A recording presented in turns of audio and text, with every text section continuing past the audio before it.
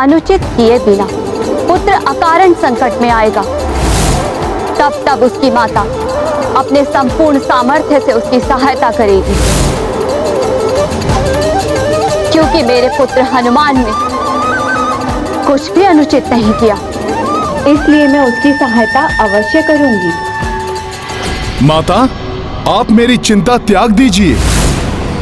मेरी शक्ति और प्रभु की न्यायपरता पर आप विश्वास कीजिए माता। प्रभु कहां कुछ अनुचित होने देंगे। अवश्य इस युद्ध के पीछे मेरी कोई परीक्षा अथवा जगत कल्याण का कोई महान उद्देश्य निहित हो, क्योंकि इसमें एक ओर भोले बाबा हैं और दूसरी ओर प्रभु श्री राम का कार्य है।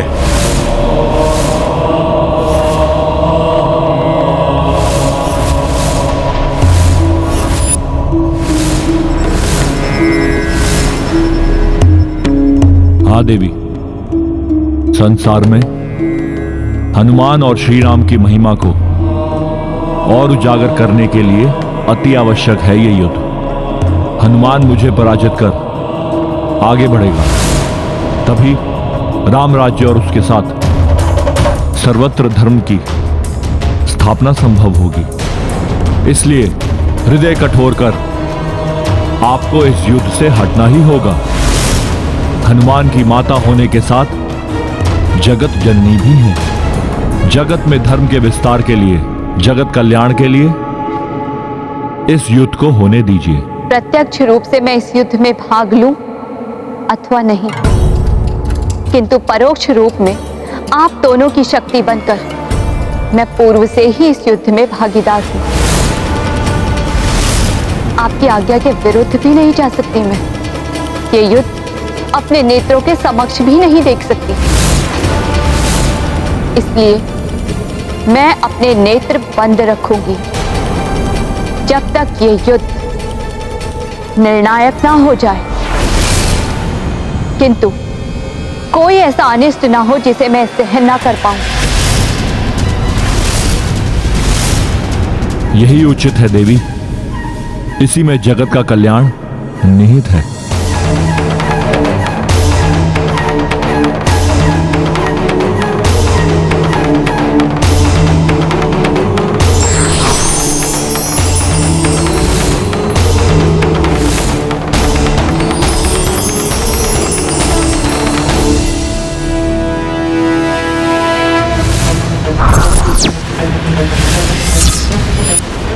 प्रभु, माता के आशीर्वाद स्वरूप उनके द्वारा दिए गए इस खड़क के साथ आपसे युद्ध करने के लिए मैं प्रस्तुत हूं। इसलिए प्रभु, आपको भी कोई और अधिक शक्तिशाली अस्त्र चुनना होगा। मुझे ज्ञात है पुत्र, जैसा मैंने पूर्व में भी कहा था, इस युद्ध में तुम पर कोई दया नहीं करूंगा। मैं तुम पर कठोरतम से कठोरतम वार करूंगा। मैं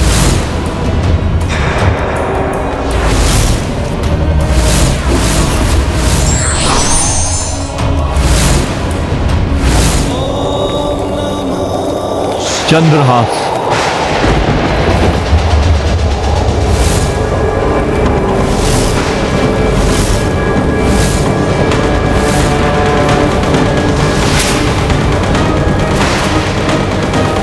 प्रभु ने चंद्रहास का आह्वान किया है, इसका सामना करना तो किसी के वश में नहीं।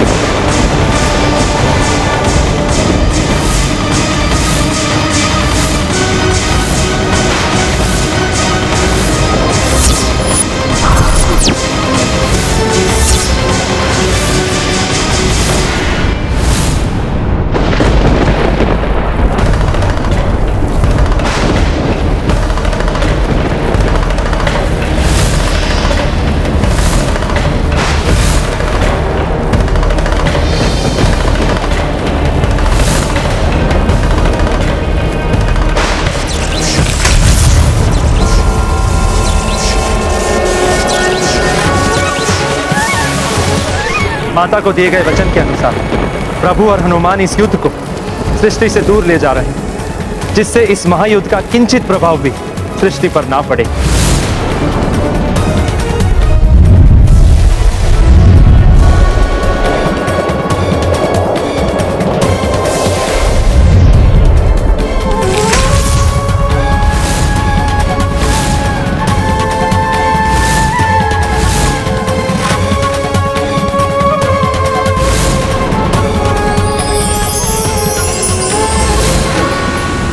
हनुमान, क्या तुम युद्ध के लिए पुनः प्रस्तुत हो?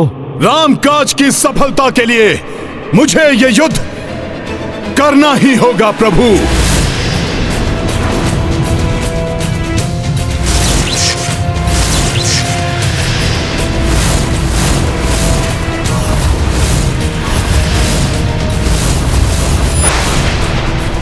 दोनों महायोद्धा अपने दिव्य अस्त्रों से एक दूसरे पर वार करने के लिए प्रस्तुत हैं।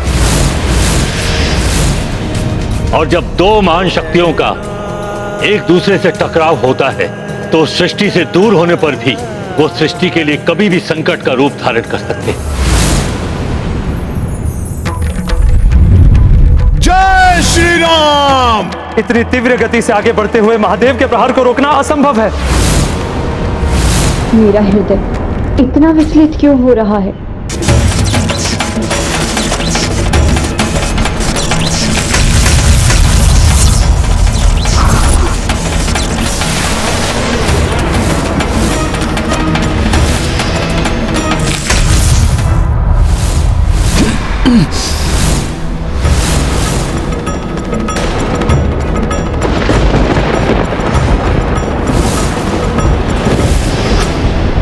प्रथम प्रहार से ही सृष्टि कंपित हो उठी तो ज्ञात नहीं आगे क्या होने वाला है।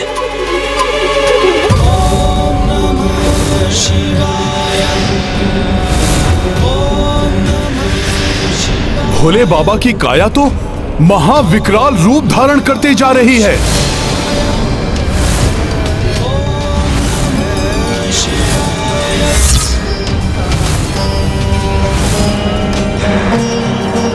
महादेव का ऐसा रूप कदाचित सृष्टि में कभी किसी ने नहीं देखा होगा।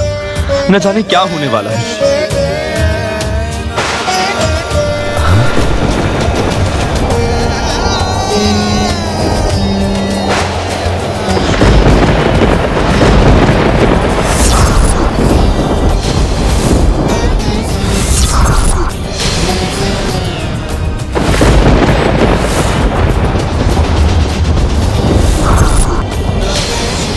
महादेव का ये विश्व रूप, ये दर्शन अद्भुत भी है और भय उत्पन्न करने वाला भी।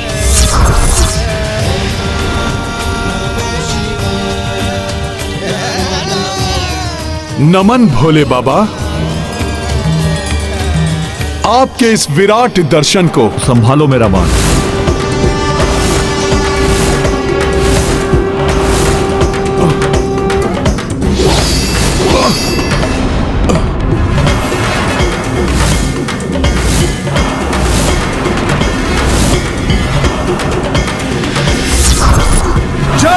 श्री राम।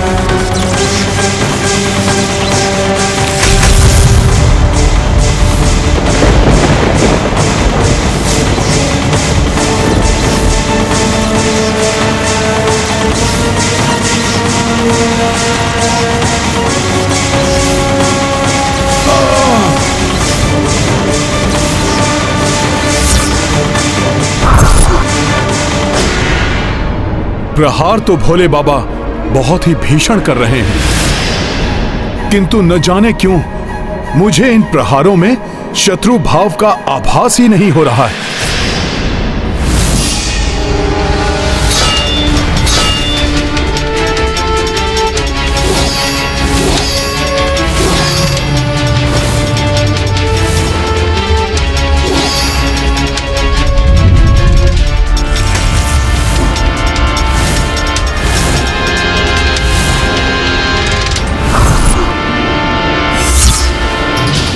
न जाने आज क्या होने वाला है।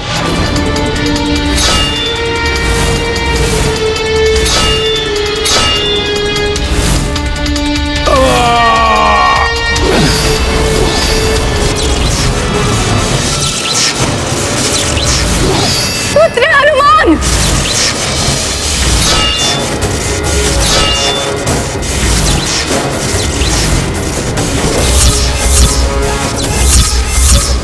जिसका भय था वही होने की संभावना दिखाई दे रही है देव। कैसे रुकेगा ये युद्ध? मैं तो स्वयं हतप्रभ हूं ये सब देखकर।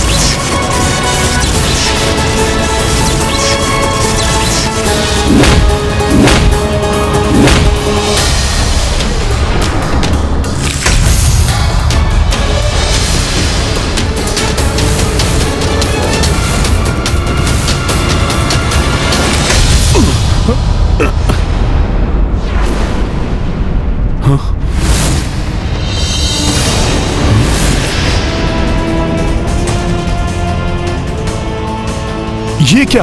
आकाश गंगा में पहुंचते ही मेरी देह का आकार एवं मेरी शक्ति क्षीण कैसे होने लगी? नहीं नहीं, मुझे अपनी शक्ति बढ़ानी ही होगी।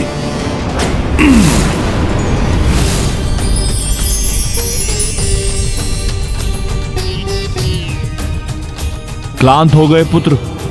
लो, मैं भी तुम्हारे कार के समान हो गया। अब मुझे अपना युद्ध कौशल दिखाओ।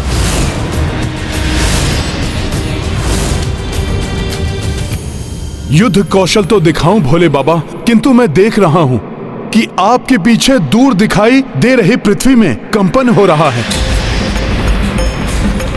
आपके समक्ष कंदूक के आकार के जैसी प्रतीत हो रही है पृथ्वी। मुझे भी तुम्हारे पीछे मंगल ग्रह कंपित होते दिखाई दे रहा है। युद्ध का परिणाम है ये, किंतु युद्ध नहीं रुकेगा। तुम अपने भगवान के लिए युद्ध कर रहे हो और मैं अपने भक्त के लिए। प्रभु मुझे वचन दीजिए कि यदि मेरा राम की सेना से युद्ध हुआ और उसमें मैं परास्त हुआ तो मेरे आवाहन पर आप स्वयं और आपकी सेना युद्ध भूमि में आकर मेरे पक्ष में युद्ध करेंगे। तथास्तु। हर हर महादेव।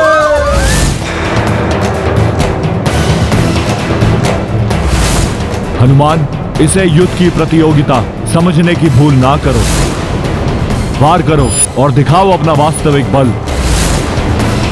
युद्ध का दिखावा करके मुझे निराश मत करना। उचित है भोले बाबा। युद्ध की कलाएं तो आप ही से सीखी हैं मैंने। अब आपको निराश नहीं करेगा आपका ये शिष्य। जय श्री राम।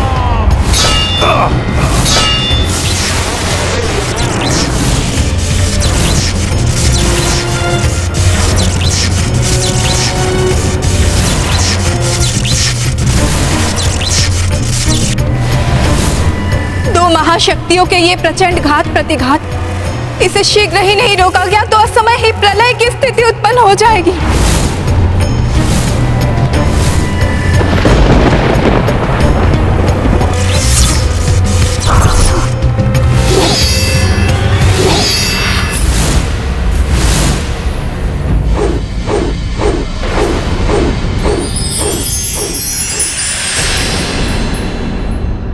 हाँ, ये था तुम्हारा प्रशंसनीय वार हनुमान।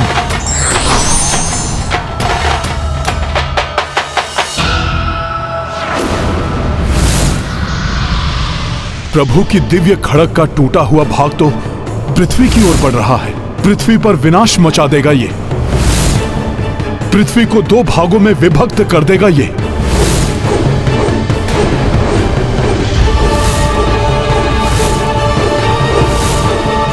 मेरी खड़ग का भाग भी मंगल ग्रह की ओर बढ़ रहा है।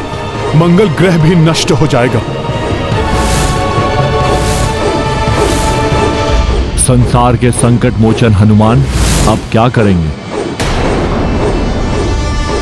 मंगल ग्रह अधिक दूर नहीं है, पहले इन्हें ही बचाता हूं। जय श्री राम।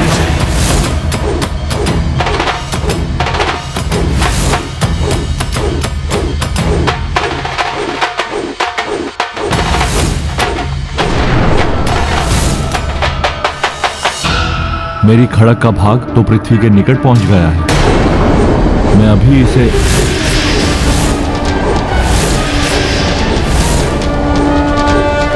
हनुमान पुत्र, ये दिव्य खड़क महाघातक है, तुम इसे नहीं रोक पाओगे।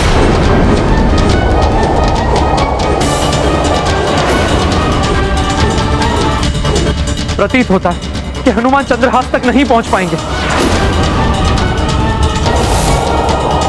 और यदि पहुंच भी गए तो उसे नियंत्रित करना सहज नहीं होगा।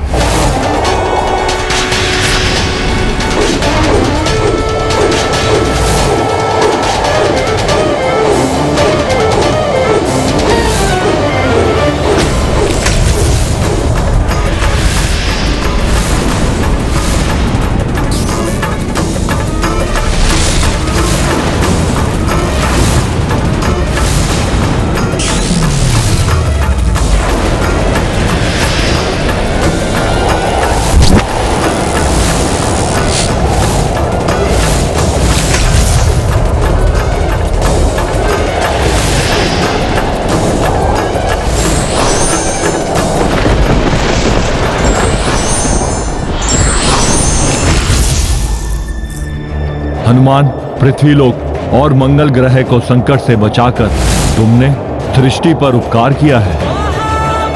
सत्य में ही संकट मोचन हो तुम। किंतु हमारे बीच जो युद्ध होगा वो तुम्हारे युद्ध कौशल के अनुरूप ही होगा। अब महादेव किस प्रकार के युद्ध के लिए कह रहे हैं? हनुमान, स्वयं को नियंत्रित करो पुत्र। चंद्रहास को तो रोक लिया है हनुमान ने, किंतु यदि हनुमान स्वयं पृथ्वी से टकराए तो अनर्थ हो जाएगा। प्रभु से युद्ध करने चले थे तो भुगतो उसका परिणाम। पृथ्वी से टकरा के टुकड़े टुकड़े हो जाओगे हनुमान।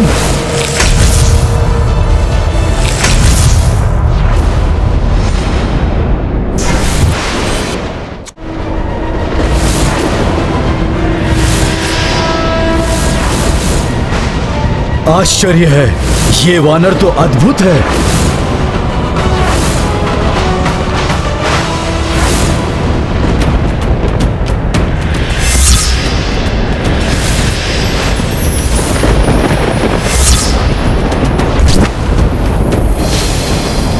भोले बाबा के हाथ में गदा। उठो हनुमान, गदा युद्ध सबसे अधिक प्रिय है ना तुम्हें? गदा युद्ध में तो मुझे परास्त कर दो, अन्यथा राम काज अपूर्ण रह जाएगा, अश्व बंधी बना रह जाएगा, अश्वमेघ यज्ञ की अग्नि भी ठंडी पड़ जाएगी। मेरी गदा का प्रणाम स्वीकार करें गुरुदेव। भोले बाबा, जब से आपसे युद्ध कला का प्रशिक्षण लिया है तब से गदा हो या कोई अन्य अस्त्र, हर अस्त्र में दक्षता प्राप्त हो गई है मुझे। तो फिर मात्र बात से नहीं, युद्ध कौशल से इसका प्रमाण दो। ऐसा ही होगा गुरुदेव।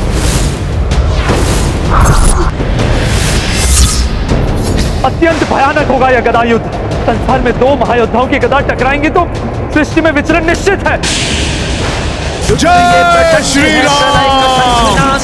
शिव से शिवांश का ये युद्ध सर्वनाश है, ये युद्ध सर्वनाश है।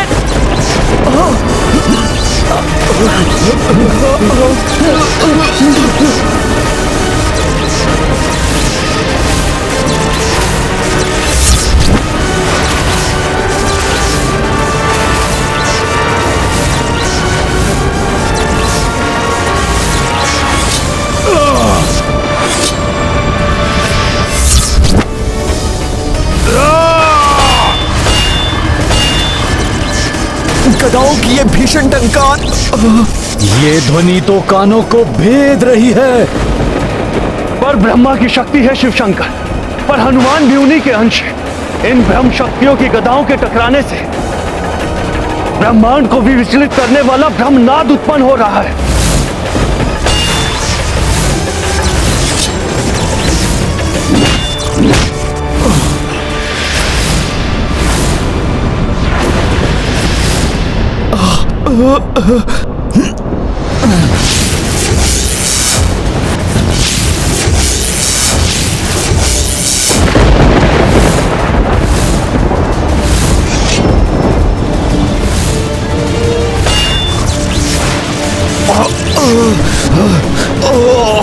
अब असहनीय हो रही है ये ध्वनि। स्वामी, युद्ध तो उग्र होता जा रहा है।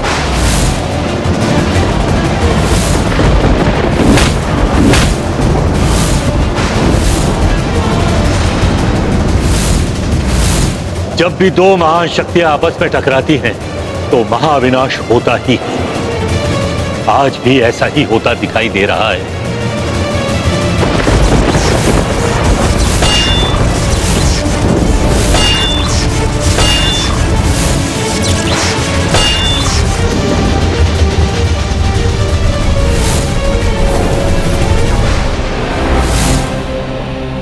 देवी पार्वती, सारा ब्रह्मांड कंपित हो रहा है।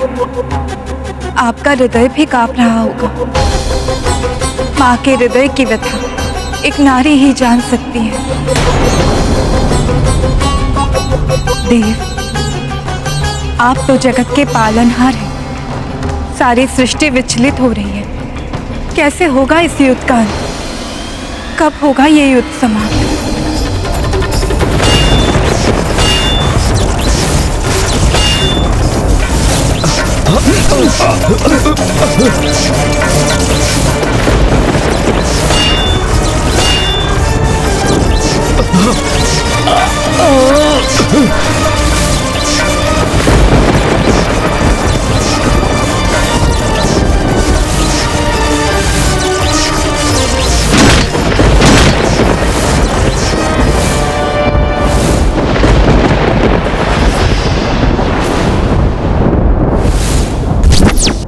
हनुमान, क्या मैंने तुम्हें यही शिक्षा दी थी?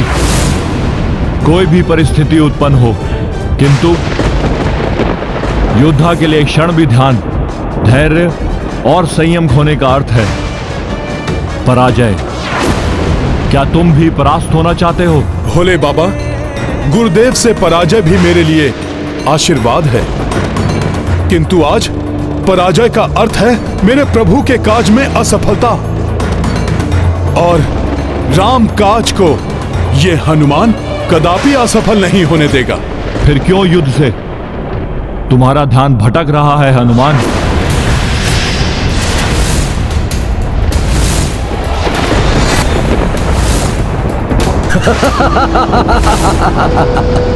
ये युद्ध में ध्यान दे या नहीं, पराजय तो इसकी ही होनी है। हर हर महादेव।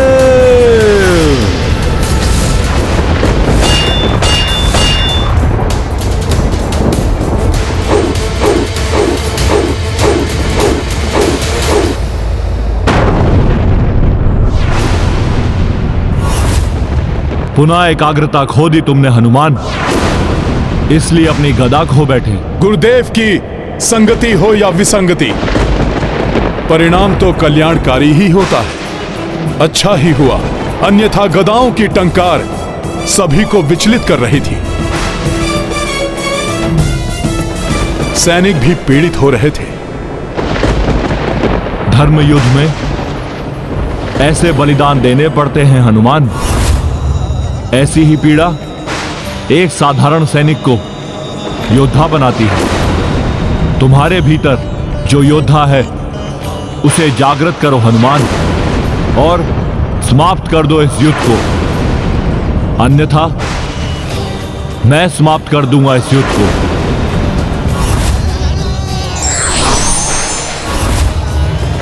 हनुमान, अब भी शक्ति शेष है। तो आओ मल युद्ध करो मुझसे।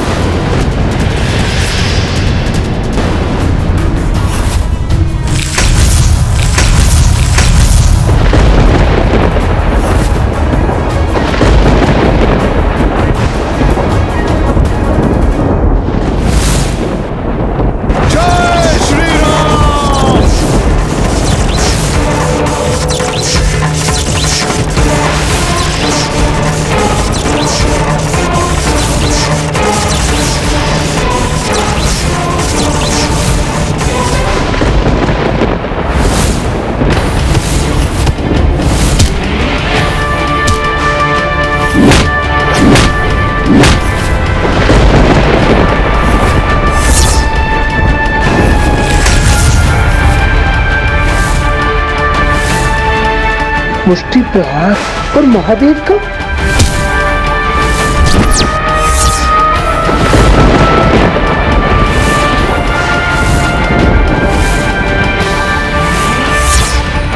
हनुमान तो मल्लयुद्ध के महावीर महादेव के पांव को अपनी पकड़ में ले लिया है।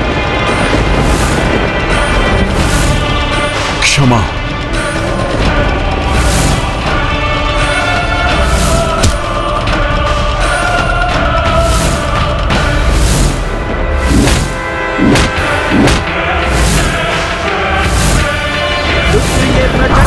प्रलय का शंखनाद है, शिव से शिवांश का ये युद्ध सर्वनाश है, ये युद्ध सर्वनाश है।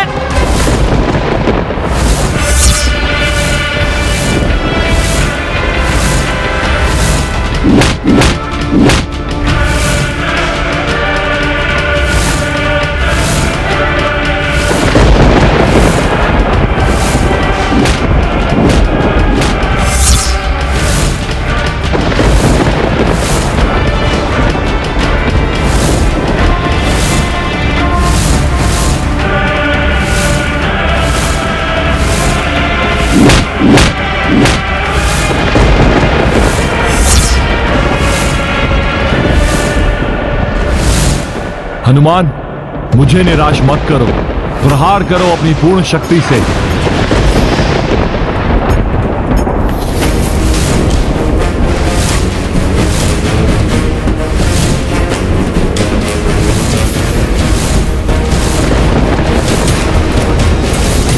बहुत ही अद्भुत है ये मल्ल युद्ध। अब पहले कौन आगे बढ़ेगा? हनुमान ने महादेव से तो युद्ध सीखा ही है, अपने पिता केसरी जी से भी मल्लयुद्ध का प्रशिक्षण लिया है हनुमान ने।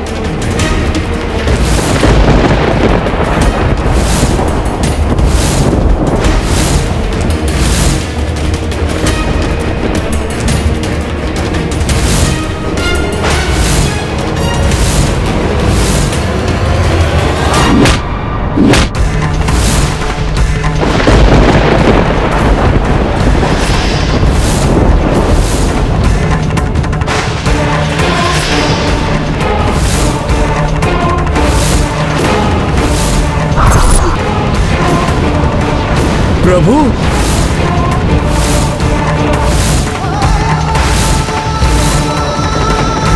क्षमा प्रभु, कहीं आपको आहत तो नहीं कर दिया मैंने?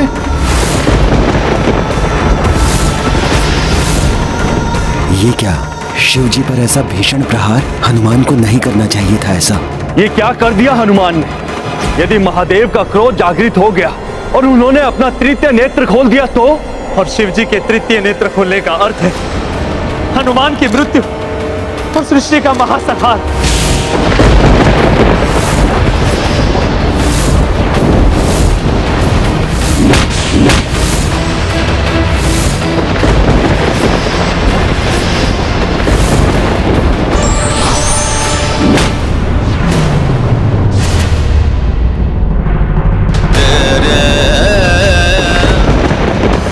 ये मैंने क्या कर दिया? मेरा हस्त गुरुदेव पर उठ गया।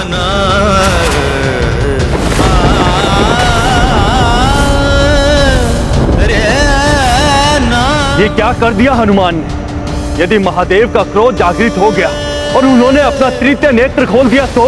और शिव जी के तृतीय नेत्र खोलने का अर्थ है हनुमान की मृत्यु और सृष्टि का महासंहार। मेरे प्रहार से भोले बाबा इतने क्रोधित हो जाएंगे, ये तो मैंने सोचा ही नहीं था। युद्ध का परिणाम कभी कभी इतना अनर्थकारी होता है कि उसकी कल्पना भी नहीं की जा सकती, और जब उसका परिणाम सामने आता है तो तब तक बहुत विलंब हो चुका होता है। भोले बाबा मुझे जो भी दंड देंगे हनुमान को सहर्ष स्वीकार होगा।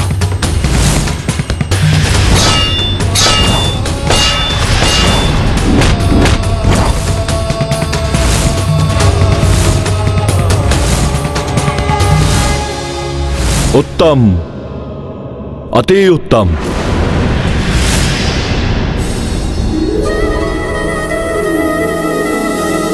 मेरे प्रभु को क्या हो गया? क्रोध के स्थान पर मुस्कान।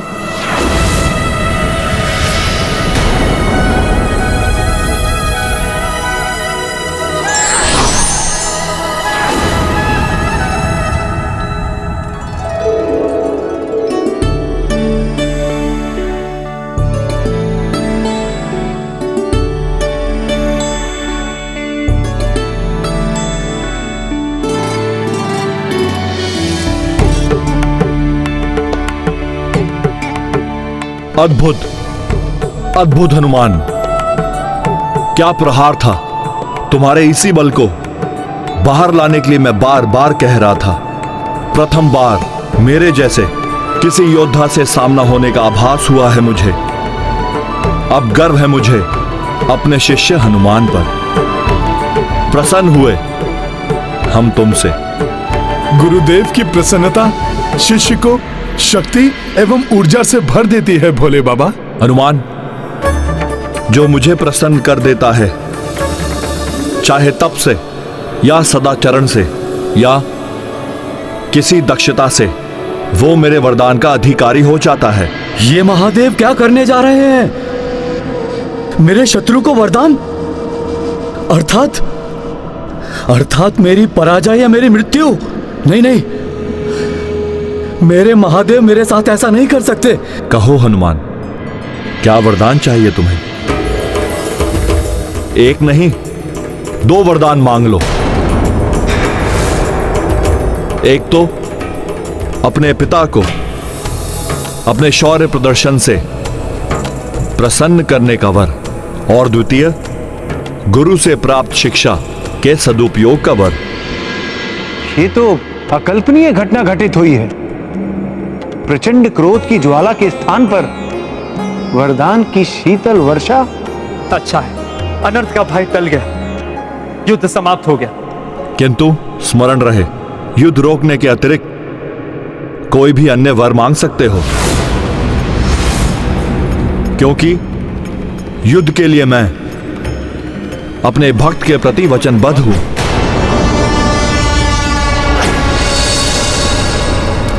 ये क्या हो रहा है स्वामी? कभी महादेव और हनुमान के मध्य गुरु शिष्य की मर्यादा दिखाई देती, तो कभी पिता पुत्र का प्रेम, तो कभी शत्रु भाव। वरदान भी एक नहीं 2, और ये युद्ध भी नहीं रोकेंगे। प्रिय, इस समय महादेव पिता, गुरुवर और भगवान तीनों हैं। पिता पुत्र के किसी कार्य से प्रसन्न होता है तो पुत्र को वरदान देता है। शिष्य के कार्य से प्रसन्न होने पर गुरुवर भी शिष्य को वरदान देते हैं, किंतु भगवान यदि भक्त के प्रति वचनबद्ध हैं तो वो युद्ध भी नहीं रोक सकते। मेरे समर्पण, मेरी श्रद्धा एवं मेरी भक्ति का उपहास है ये। नहीं नहीं, हनुमान को कोई अधिकार नहीं है वरदान पाने का। नहीं।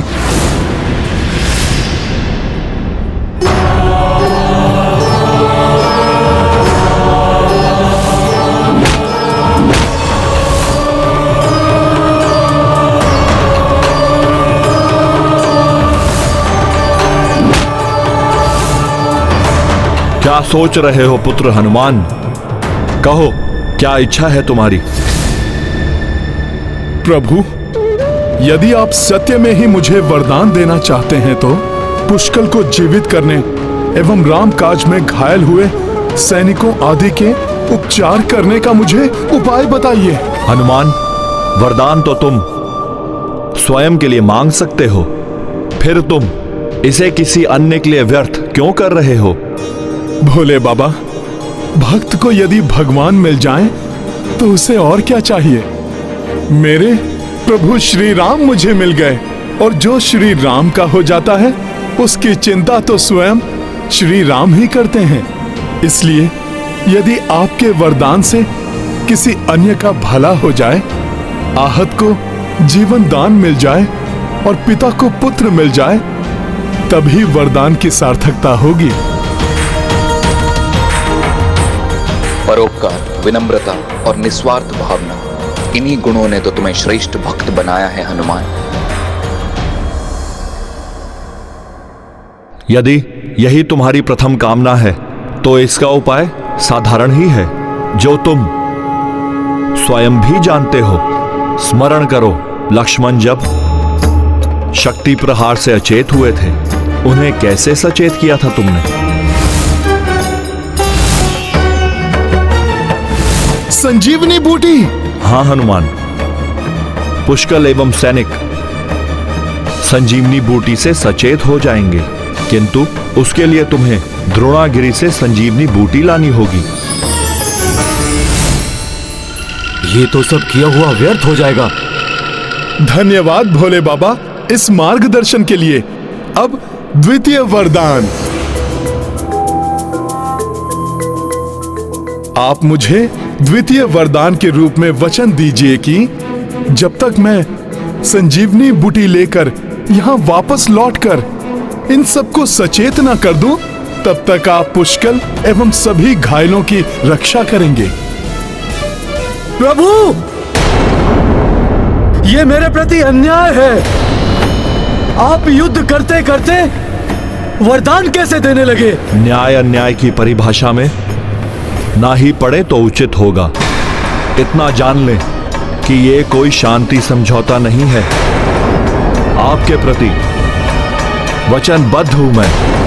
युद्ध चलता रहेगा, इसलिए आप हस्तक्षेप ना करें। किंतु महादेव, आप उसे वरदान कैसे दे सकते हैं जो आपके समक्ष आपका शत्रु बनकर खड़ा है? हनुमान मेरे शत्रु नहीं हैं, और ना ही इनकी ये राम सेना।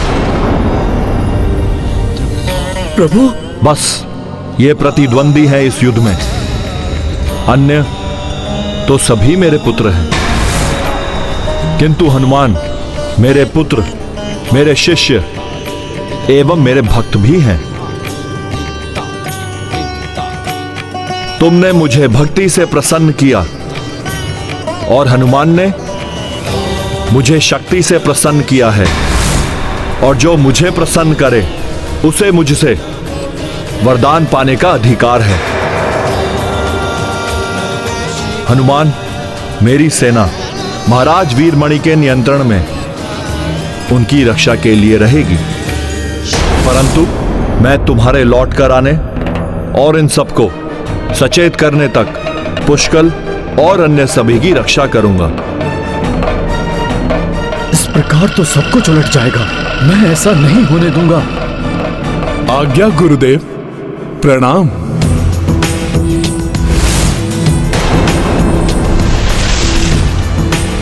जय श्री राम। ये धर्म की, हनुमान की प्रथम विजय। माता पार्वती भी प्रसन्न हो गई होंगी। पुत्र हनुमान, तुम्हारी माता के दिए हुए संस्कारों ने ही तुम्हें गर्व करने योग्य बनाया है। मुझे पुत्र हनुमान पर पूर्ण विश्वास है। वो किसी को कोई हानि नहीं पहुंचने देंगे। वो सबको सचेत एवं स्वस्थ कर देंगे। ये शांति कुछ ही समय के लिए है। महादेव ने पूर्णतः युद्ध नहीं रोका है। जैसे ही हनुमान सबको स्वस्थ कर देंगे, महादेव पुनः महाराज वीरमणि के पक्ष में खड़े हो जाएंगे। मैंने महादेव को बुलाया और महादेव नहीं, नहीं। तुम्हारे बुलाने से क्या होता है? अपने पुत्र के पक्ष में खड़े हैं वो, तुम्हारी रक्षा करने आए और अब तुम्हारे विरुद्ध ही खड़े हो गए। मैंने ही उन्हें चतुराई से अपने साथ मिला लिया।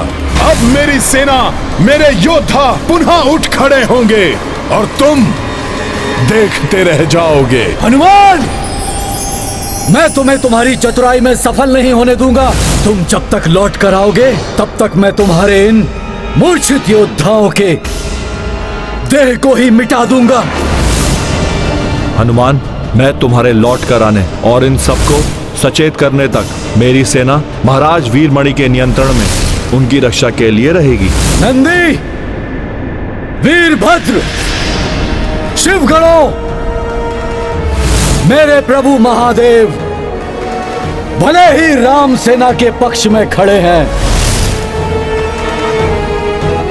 किंतु आप सभी को मेरे महादेव ने मेरे नियंत्रण में रहने का निर्देश दिया है। अतः आप सभी को मेरी आज्ञा का पालन करना होगा।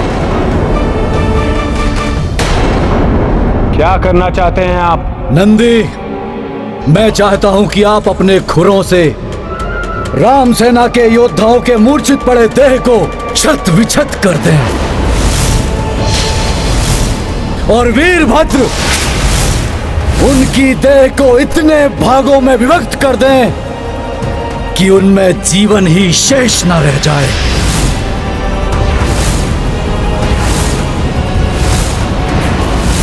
और आप प्रेतगणों उनकी विभाजित देहों को भक्षण कर जाए ताकि पुनः कोई जीवित ना हो।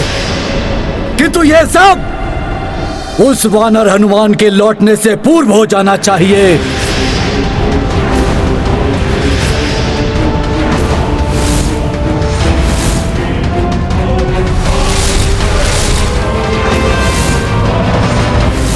अपने अहंकार में डूबकर वीरमणि ये कैसी मूर्खता करने जा रहे हैं?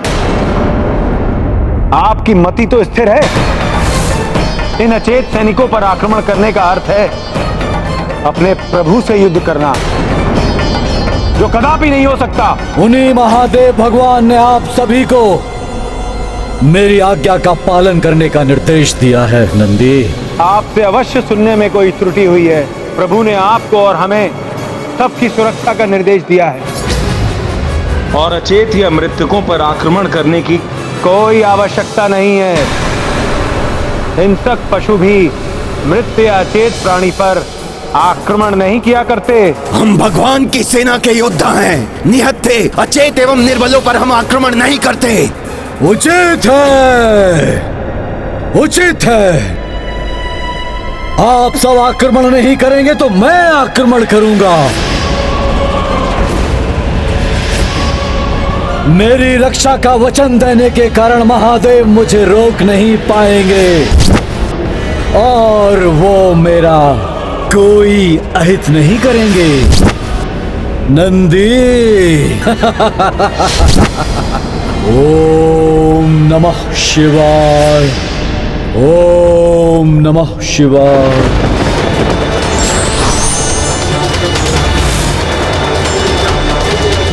हनुमान के लौटने से पूर्व भी मैं इन्हें अग्नि में भस्म कर दूंगा। कुछ नहीं मिलेगा हनुमान को।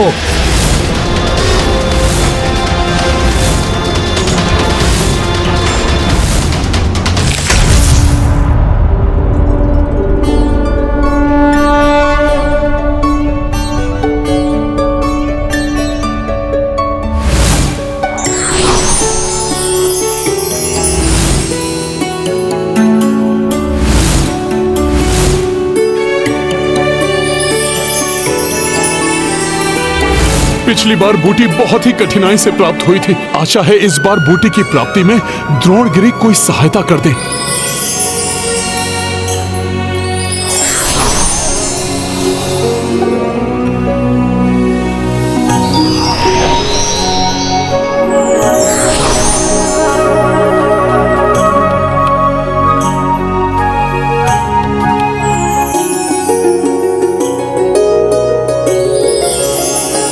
आपने स्वयं ही मुझे संजीवनी बूटी प्रदान कर दी। आपको बहुत बहुत धन्यवाद द्रोणगिरि पर्वत। अब मुझे शीघ्र ही जाकर सबको स्वस्थ करना होगा। मुझे कुमार पुष्कल के प्राण लौटाने होंगे। जय श्री राम।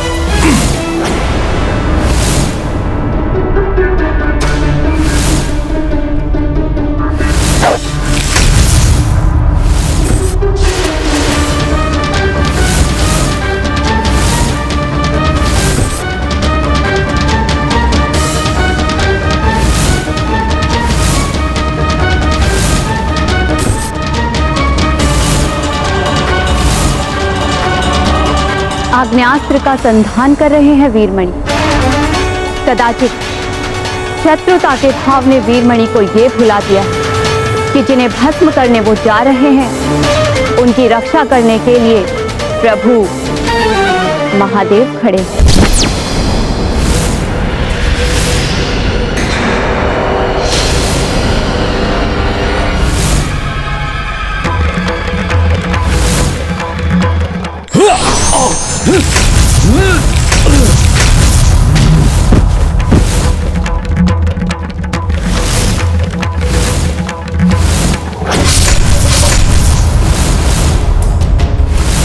वीरमणि, हनुमान के अतिरिक्त मेरे प्रहार को संभालने की क्षमता तुम में तो क्या किसी में भी नहीं होगी।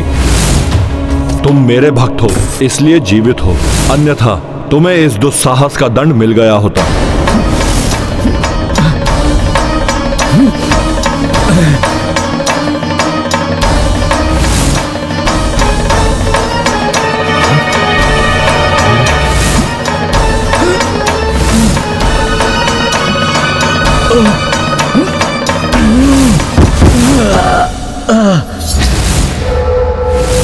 इस धृष्टता के दंड स्वरूप तुम तब तक खड़े नहीं हो पाओगे जब तक हनुमान लौटकर अपना कार्य पूर्ण नहीं कर लेते। पवन तनय संजीवन लाए, पुष्कल प्राण पुनः लौटाए। देखि भरत हर्षित आभारा, रघुकुल संकट हनुमत टारा। तत्पश्चात सेना उपचारी, उत्साह सब मह संचारी। देव देवी सबहु हर्षाए, माँ गौरी आशीष बरसाए। महाबली हनुमत की रुचिकर लीला राम भगत की। जय जय जय रघुनंदन राम, जय जय जय महाबली हनुमान। जय जय जय रघुनंदन राम, जय जय जय महाबली हनुमान। आपको शत शत नमन भोले बाबा।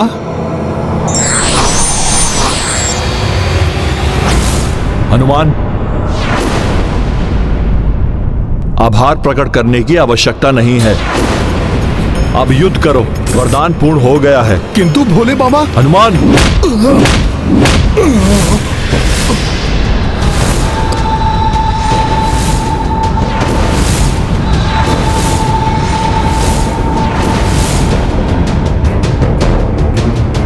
हर हर महादेव।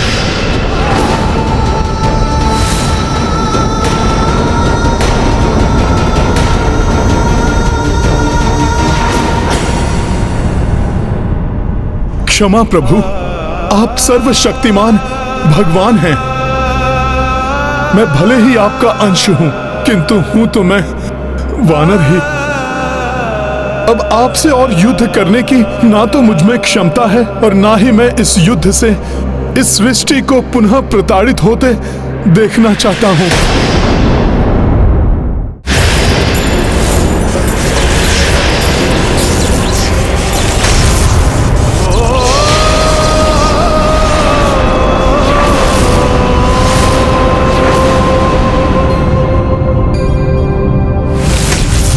योद्धा हो तुम, कायर एवं निर्बलों की भांति बातें मत करो। यह तुम्हें भी ज्ञात है कि युद्ध के अतिरिक्त कोई अन्य विकल्प नहीं है।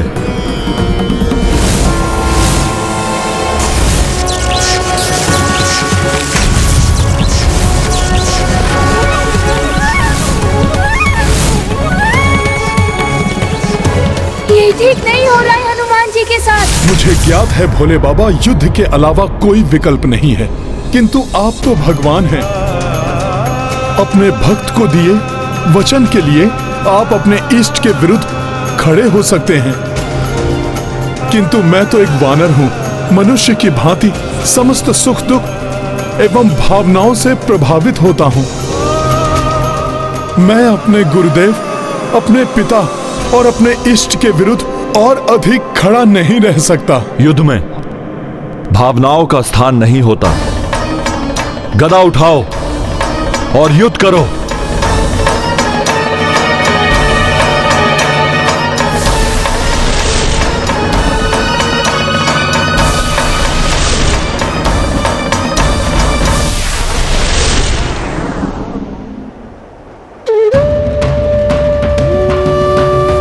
पहले भी आपके विरुद्ध मैंने शस्त्र उठाकर बहुत बड़ी भूल की थी।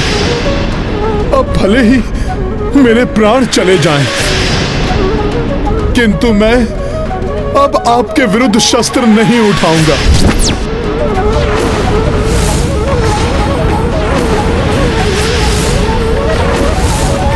यदि तुम स्वयं ही मृत्यु का वरण करना चाहते हो तो अवश्य ऐसा ही होगा।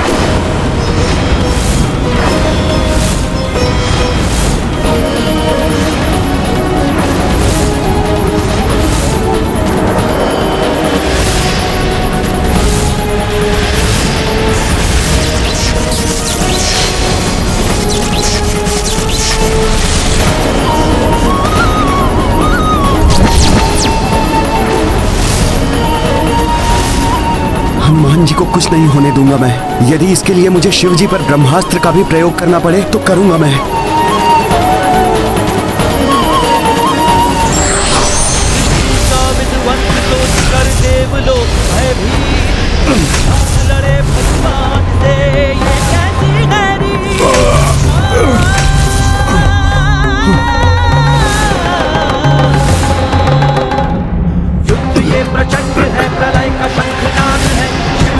रुक क्यों गए प्रभु?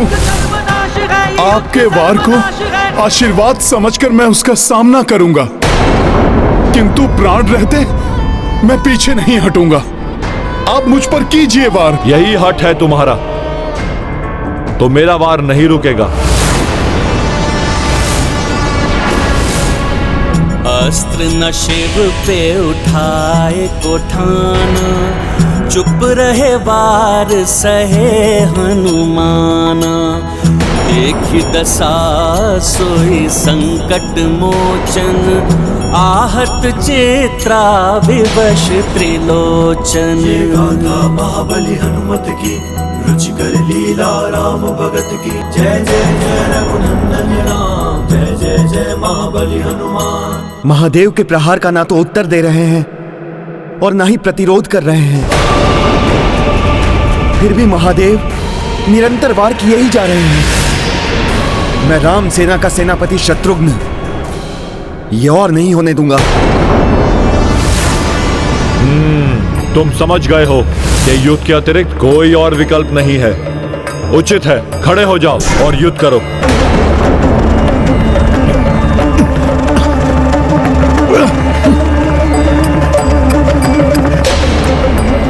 विवश हो गए हैं हनुमान युद्ध करने के लिए।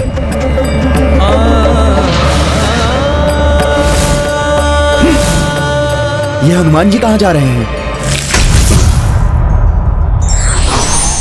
प्रभु अब आप प्रहार कीजिए। अब आपके प्रहार से किसी को कोई क्षति नहीं पहुंचेगी। पर्वत शिलाएं उस प्रभाव को रोक लेंगी। तुम अब भी वार का उत्तर नहीं दोगे? प्रभु सूर्य को दीपक से नहीं जलाया जा सकता। कुछ बूंदें सागर में बाढ़ नहीं ला सकती। आप एक विशाल वृक्ष हैं तो मैं एक तृण मात्र हूं। एक तृण वृक्ष का क्या अहित कर सकता है? उचित है पराजय स्वीकार कर लो और समाप्त करो युद्ध को। मेरी पराजय मेरे प्रभु की पराजय होगी। प्रभु भक्ति मुझे ऐसा नहीं करने देगी। सृष्टि का विध्वंस सोच कर देवलोक भयभीत, लड़े भगवान से ये तो अब इस युद्ध को मैं ही समाप्त करता हूं। महादेव अपने त्रिशूल में महाशक्ति का आह्वान कर रहे हैं। प्राण घातक हो सकती है। संसार के संकट मोचन महासंकट, कहीं हनुमान के प्राण। हनुमान जी का कोई अहित नहीं होना चाहिए।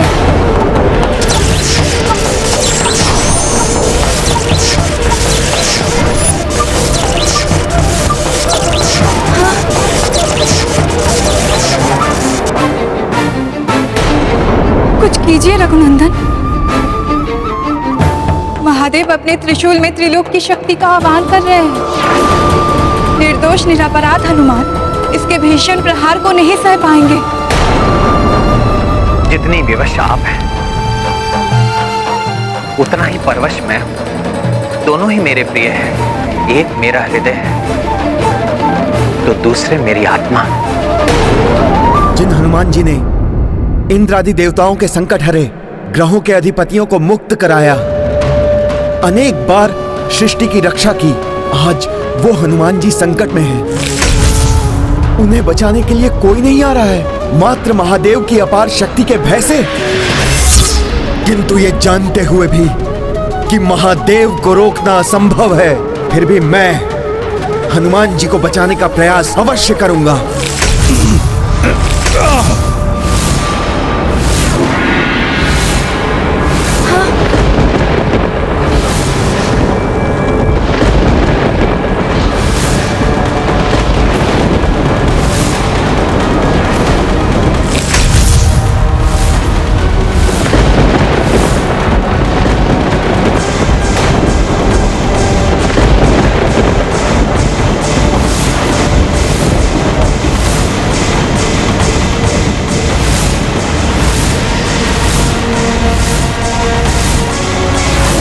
प्रकृति में विचलन, आकाश में उठते मेघों के बवंडर, ये तो ब्रह्मास्त्र के आह्वान के संकेत हैं।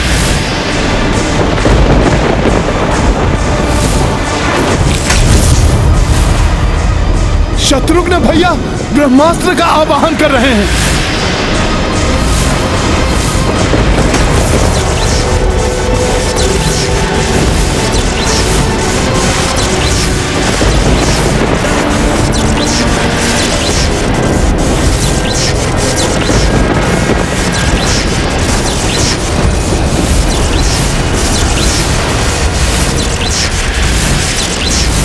शत्रुघ्न भैया, ये आपने क्या किया?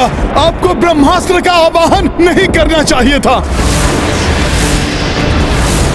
ब्रह्मास्त्र? वो भी महादेव के विरुद्ध? एक महाशक्ति के विरुद्ध दूसरी महाशक्ति। विनाश, और मात्र विनाश ही होना था इस युद्ध का परिणाम। और ये विनाश देखते रहेंगे हम सब मूक दर्शक बने। शत्रुघ्न भैया, आप ऐसा मत कीजिए। आप ब्रह्मास्त्र को रोक लीजिए। ब्रह्मास्त्र से मात्र भीषण विनाश ही होगा। भैया, मिट जाएगा ये संसार। होने दीजिए विनाश, मिट जाने दीजिए संसार को।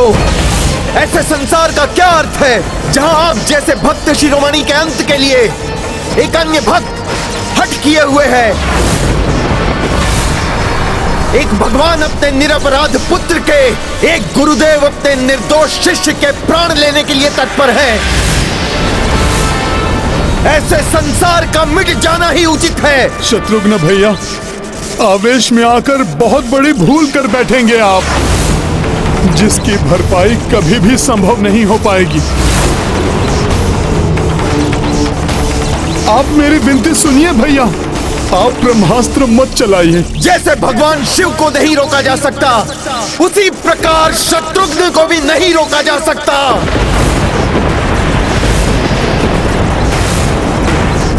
क्षमा महादेव, इसके अतिरिक्त अन्य कोई विकल्प नहीं दिखाई दे रहा है इस युद्ध को रोकने के लिए।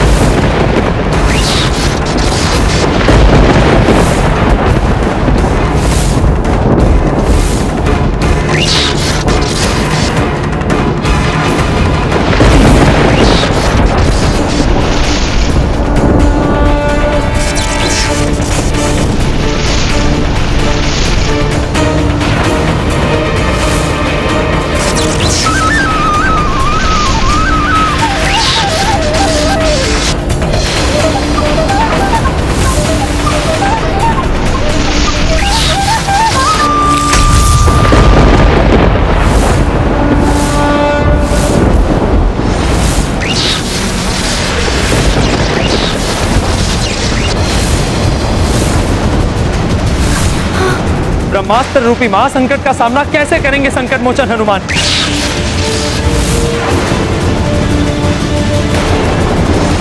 प्रभु रक्षा कीजिए हनुमान जी की। ब्रह्मास्त्र है ये, घातक आघात करके ही रहेगा।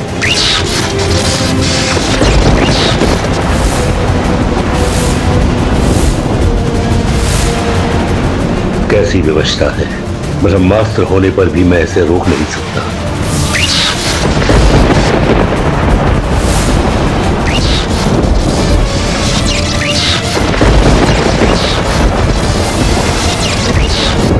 अपनी देह पर सहूंगा ब्रह्मास्त्र का प्रहार, भोले बाबा का स्पर्श भी नहीं करने दूंगा इसे।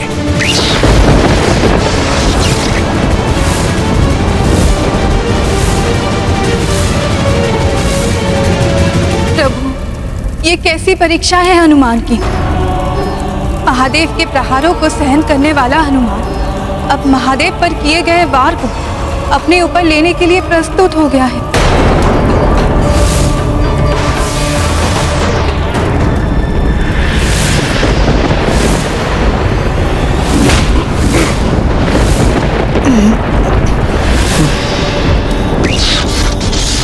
भोले बाबा मुझे हटाकर अपने ऊपर क्यों ले रहे हैं ब्रह्मास्त्र का भीषण प्रहार?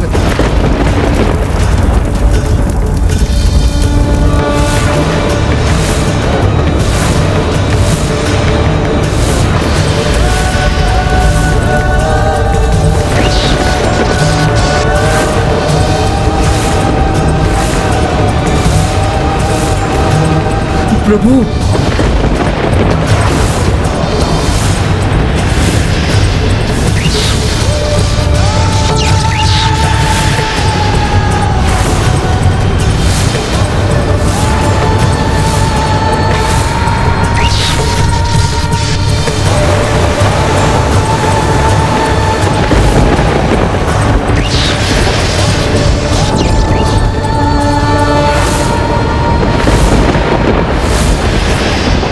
अपने मुख में धारण कर हनुमान ने महादेव के पाशुपतास्त्र की शक्ति को भी शांत कर दिया,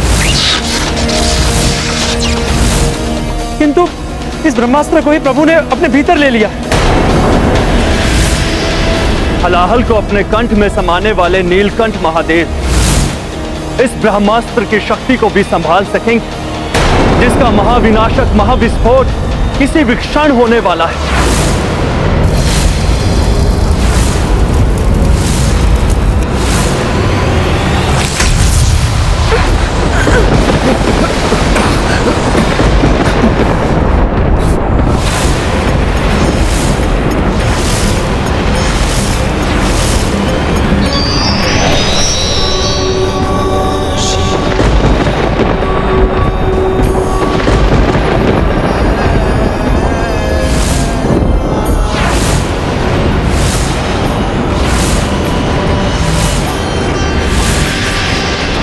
अद्भुत! प्रभु महादेव ने नटराज रूप धारण कर ब्रह्मास्त्र के प्रभाव को भी सह लिया। जय जय महादेव, जय जय शिव शंकर, जय जय नटराज।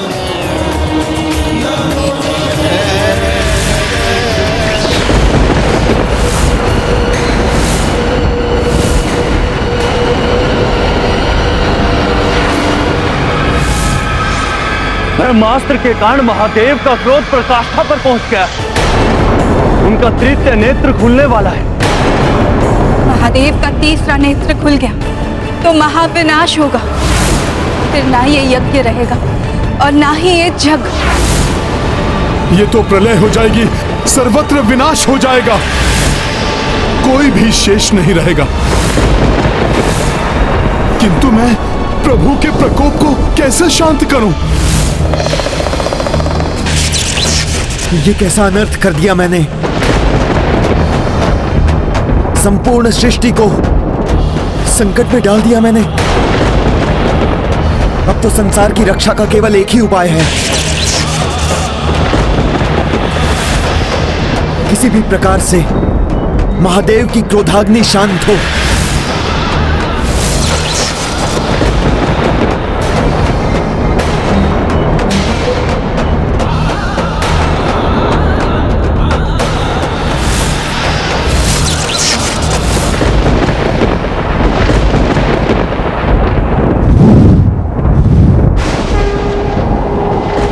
प्रभु शांत हो जाइए। आपका तीसरा नेत्र खुल गया तो असमय प्रलय हो जाएगी। निर्दोष निर्बल मनुष्य और जीव जंतुओं का संहार हो जाएगा। भोले बाबा, आप ये अनर्थ मत होने दीजिए। शांत हो जाइए भोले बाबा।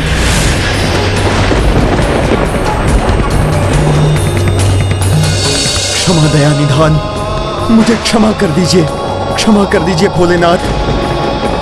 आपका दोषी मैं ही हूं जिसने आपके ऊपर ब्रह्मास्त्र चलाने का दुस्साहस किया है। उसका दंड दीजिए मुझे, विलग कर दीजिए मेरी देह से मेरे प्राण।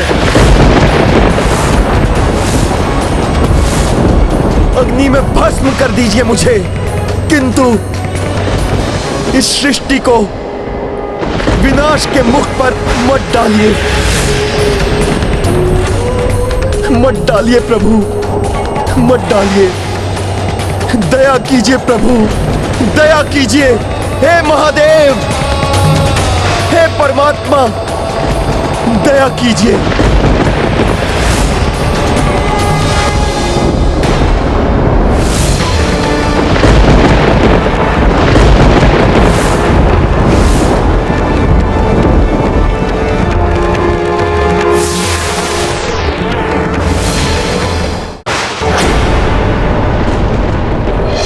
कर्पूरगौरं करुणावतारं संसारसारं भुजगेन्द्रहारम्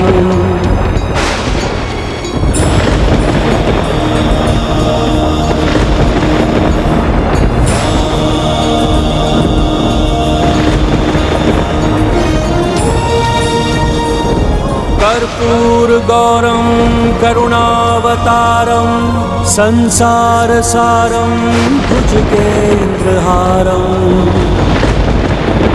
सदा वसन्तं हृदयारविन्दे भवं भवानी सहितं नमामि।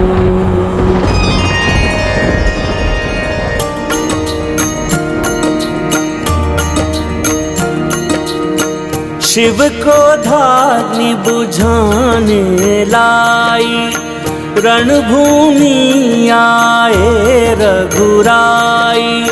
शंकर की जा राम पे निष्ठा, आए स्वयं सोई शिव इष्टा।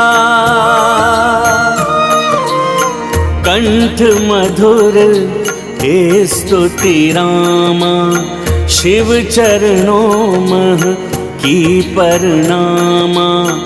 जो देखी सो अचरज लाई, भाव विहल भावुक कपिराई। सिया राम जय हनुमान। शांत भये तब शंभु त्रिलोचन, तार दिए संकट रघुनंदन। जय जय राघव जय हो महेशा, जय दो के प्रिय कपीशा। सिया राम जय हनुमान।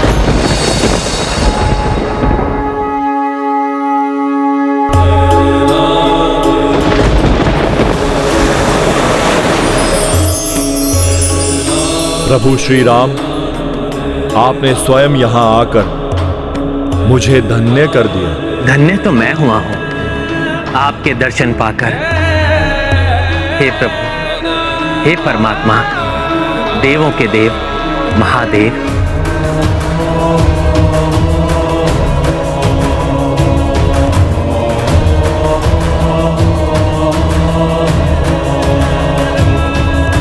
रघुवंशी राम को देखकर महादेव का क्रोध शांत कैसे हो गया? कुछ भी हो, मेरी रक्षा का वरदान दिया है उन्होंने, वो तो उन्हें पूर्ण करना ही होगा। प्रभु महादेव के हृदय में उनके इष्ट प्रभु श्री राम का वास है, इसलिए उनके हृदय में धधकती क्रोधाग्नि को प्रभु श्री राम ही शांत कर सकते हैं। आपका आदेश हो तो मैं अभी ये युद्ध रोकता हूं मेरे प्रभु, मेरे इष्ट। नहीं नहीं प्रभु, आप ये कैसे कर सकते हैं? ये युद्ध रुक नहीं सकता प्रभु, नहीं रुक सकता। आपके इष्ट का आगमन हुआ तो आप मेरी रक्षा नहीं करेंगे प्रभु। भक्त से अधिक महत्व देंगे अपने इष्ट को, तो प्रभु मेरी ये भक्ति निष्फल हो गई, व्यर्थ हो गई मेरी भक्ति प्रभु। आपकी भक्ति व्यर्थ नहीं हुई महाराज वीरमणि। मैं तो आपके ही साथ था, अब भी हूं।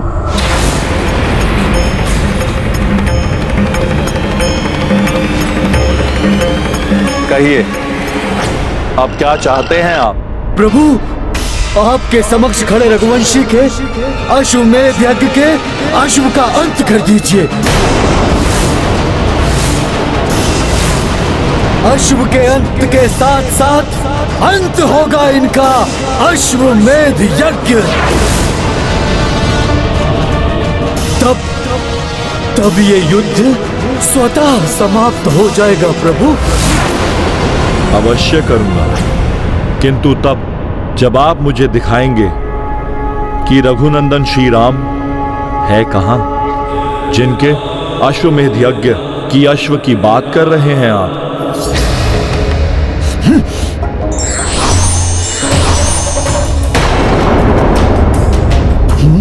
ये तो स्वयं महादेव हैं, किंतु प्रभु महादेव तो वहां थे।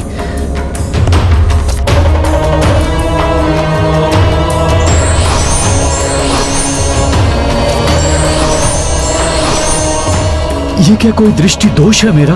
प्रभु महादेव को उस रघुवंशी और उस वानर से पृथक नहीं कर पा रहा हूं।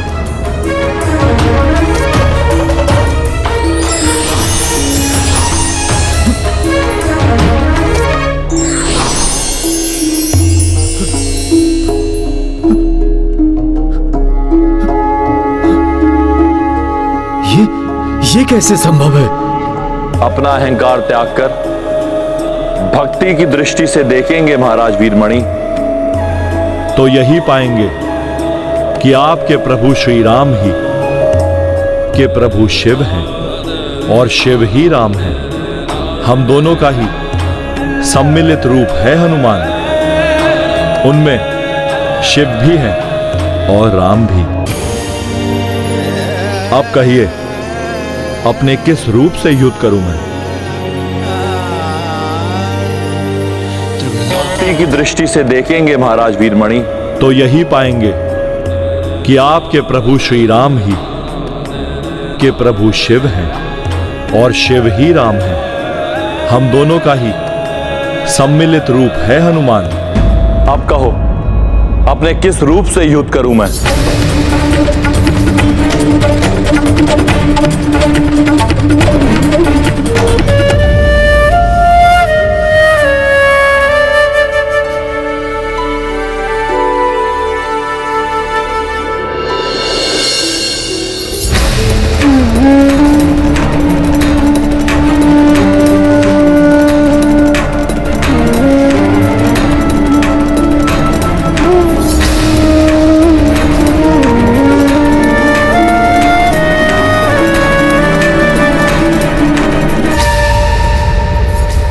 प्रभु, मुझे क्षमा कर दीजिए, मुझसे बहुत बड़ी भूल हो गई।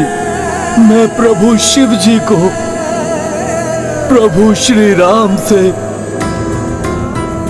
पृथक समझने की भूल कर बैठा। प्रभु, मैं महामूर्ख हूं। मैं अपने आप को महान भक्त समझता था प्रभु, किंतु जो भक्त प्रभु श्री राम को आपसे महादेव से पृथक समझे, वो भक्त नहीं है प्रभु, वो तो मूर्खता का प्रतीक है। प्रतीक है प्रभु। उठिए महाराज वीरमणि।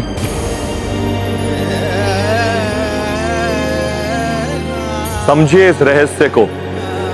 ये सब इसलिए हुआ है जिससे शैव और वैष्णव भक्त हमें पृथक ना समझे, आपस में विवाद ना करें। भक्ति में भेद का कोई स्थान नहीं, ये समझकर एक मत शांति से भक्ति करें। प्रभु, मैं समझ गया। हनुमान के साथ मेरे युद्ध का कारण था समस्त संसार के समक्ष उनकी कर्तव्य निष्ठा को और उजागर करना। हनुमान ही है जो अपने कर्तव्य पालन के लिए स्वयं रुद्र का भी सामना कर सकते हैं। और ये भी प्रभु कि समस्त संसार को ये भी ज्ञात हो जाए कि मेरी शक्ति का स्रोत आपकी और प्रभु श्री राम की भक्ति ही है। हे प्रभु श्री राम, आप मुझे अपनी शरण में ले लें। ये तो मेरा सौभाग्य होगा। आपके अधीन रहूंगा तो मैं धन्य हो जाऊंगा प्रभु।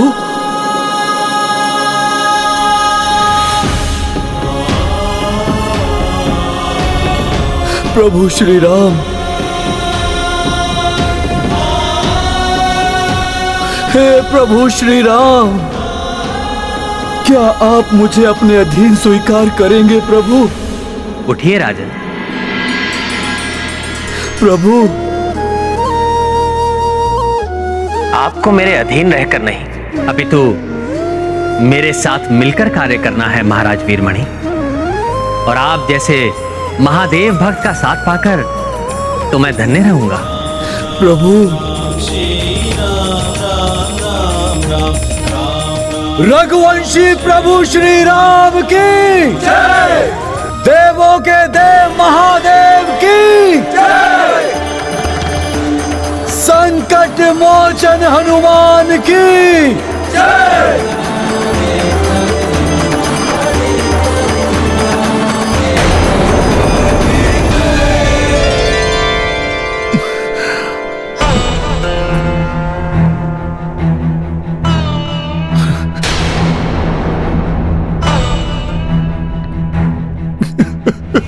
ये हनुमान को अचानक क्या हो गया? क्या हुआ हनुमान जी? आप विलाप क्यों कर रहे हैं? प्रभु श्री राम, प्रभु आपको स्वयं यहाँ आकर यज्ञ संपन्न होने के पूर्व वहां से नहीं उठने का वचन भंग करना पड़ा आपको, क्योंकि मैं यज्ञ के अश्व और सेना को सुरक्षित रखने का वचन नहीं निभा पाया। आपके कार्य में असफल हुआ हूं मैं। प्रभु, आप इसका अत्यंत कठोर दंड दीजिए मुझे। मेरे प्राण हर लीजिए प्रभु आप। प्रभु मेरे प्राण हर लीजिए।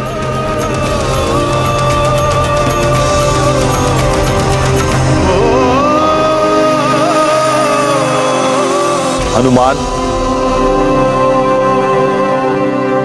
ईश्वर हैं प्रभु श्री राम, अष्ट निधियों के स्वामी, कण कण में है जिनका वास, जो सर्वत्र व्याप्त है वो कहां नहीं है।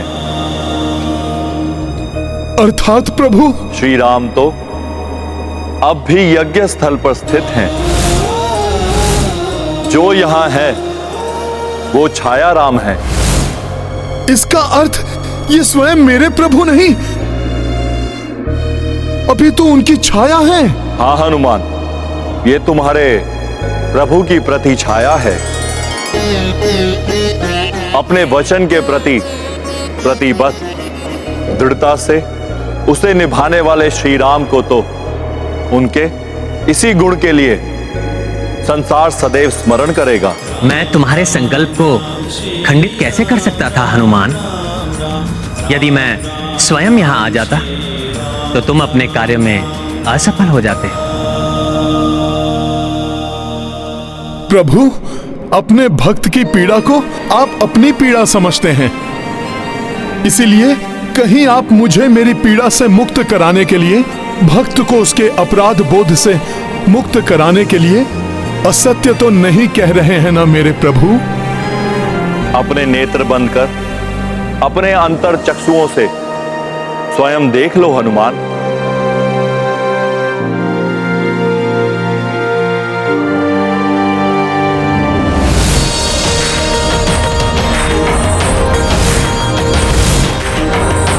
प्रणाम प्रभु।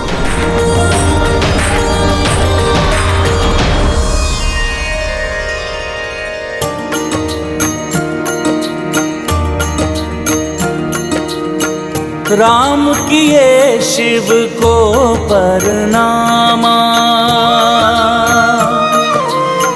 आशीष सबको अंतर ध्याना। मंगल कामना कर गंगाधर, लौट गए नभ मार्ग से शंकर। सिया राम जय हनुमान। वीरमणि भय राम अधीना, अश्व लगाम पुष्कल दीना। सेना बढ़ी भर के नव ऊर्जा, सब नृप राम अधीन सहर्षा। सिया राम जय हनुमान। राम सिया राम जय हनुमान।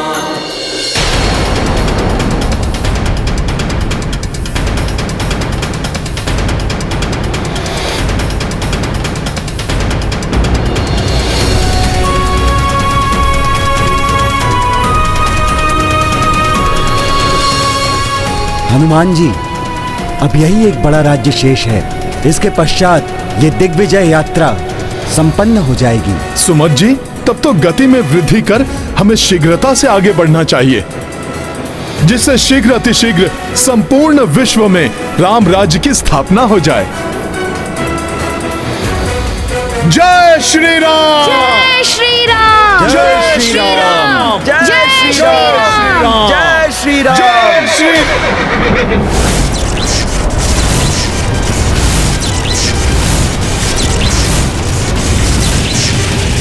अश्व को बांधने का दुस्साहस किसने किया?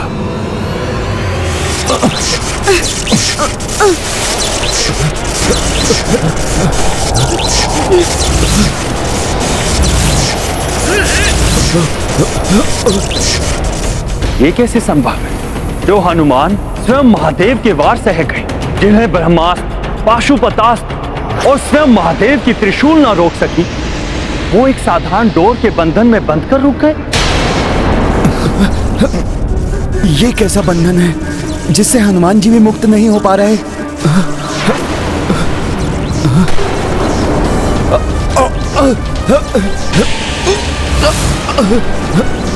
हमारे साथ समस्त सेना भी बंदी बनी हुई है। किसका कृत्य है ये?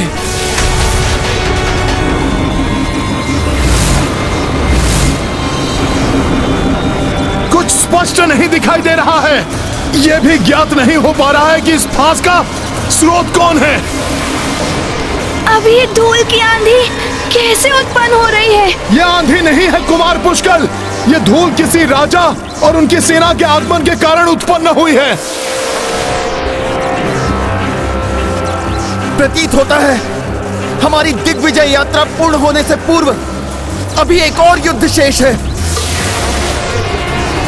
ये कौन राजा है जिसने अपने विशाल सेना के साथ प्रभु श्री राम की सेना का मार्ग अवरुद्ध किया? कौन है आप जिन्होंने प्रभु श्री राम के अश्वमेध यज्ञ के अश्व को रोकने का दुस्साहस किया है? मैं हूं महाराज सुरथ।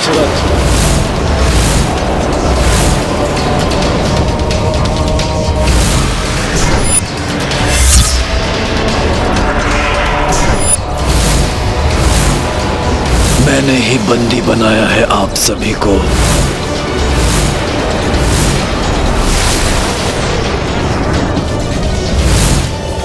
ये कैसे संभव है? ये वृद्ध राजा जो चल भी इतनी कठिनाई के साथ रहे हैं, हमें बंदी बनाने में कैसे सक्षम हुए?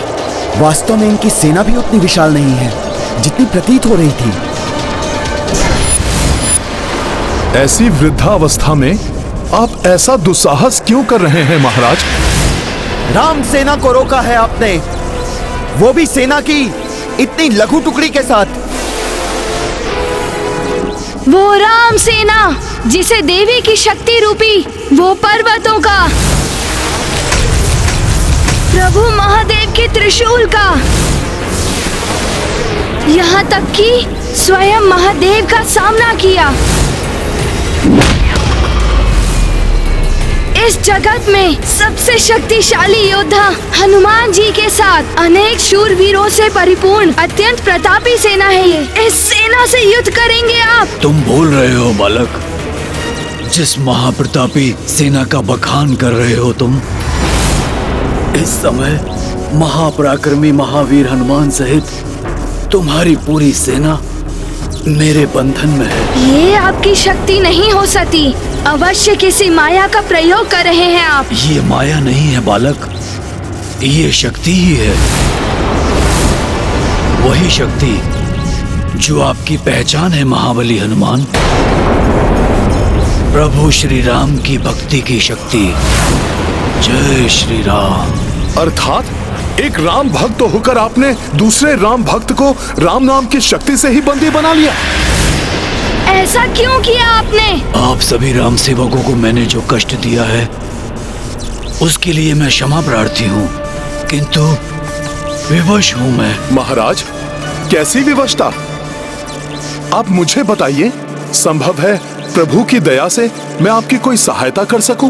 मेरा ये जीवन ही मेरी विवशता है, जिसे सहस्त्रों वर्षों पूर्व से मैंने प्रभु श्री राम को समर्पित कर रखा है। तब से जब पृथ्वी पर प्रभु श्री राम का जन्म भी नहीं हुआ था।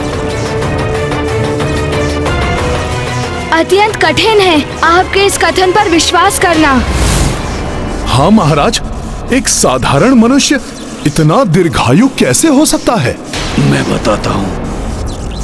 अनेकों सदियों पूर्व जब मैं राजा बना था तो कर्म कांड यज्ञ आदि में व्यस्त रहने वाले दूसरे राजाओं के विपरीत मेरा पूरा जीवन काल प्रभु श्री राम की भक्ति और पूजा में लीन रहता था। कदाचित इसीलिए एक दिवस स्वयं यमराज मेरी परीक्षा लेने आ पहुंचे। जय श्री राम। राम श्री राम, राम श्री राम, राम राम राम, राम श्री राम, राम श्री राम, राम राम राम, राम श्री राम, राम श्री राम, राम श्री राम, राम श्री राम। राजन, आप अपनी राम भक्ति में अपने सभी कर्मकांड कैसे भूल सकते हैं, जो मनुष्य को अपने इंद्र पद और उससे भी ऊपर ब्रह्मा जी के स्थान तक पहुंचा सकते हैं? और आप कैसे राजा हैं जो मात्र राम भक्ति में डूबे हुए हैं? क्षमा करें मुनिवर, किंतु मुझे आपके मुनि होने पर संदेह है। कैसे मुनि हैं आप जो राम भक्ति के मर्म को नहीं जानते? ये भी नहीं जानते कि छिन जाता है इंद्र पद, कल्पांत में ब्रह्मा जी भी दूसरे हो जाते हैं, किंतु जिसके साथ राम भक्ति है उसका कभी पद नहीं छिनता। राम भक्त सदैव प्रभु चरणों में सदगति प्राप्त करता है। इसलिए मेरे लिए राम भक्ति सर्वोच्च थी, है और सदैव रहेगी।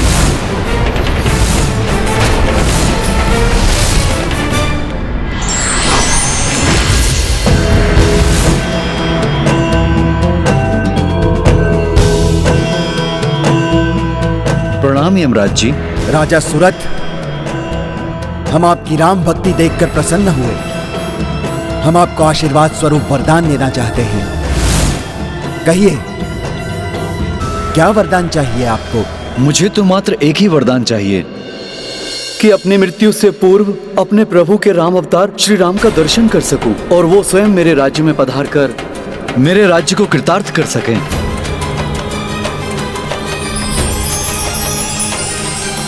तथास्तु।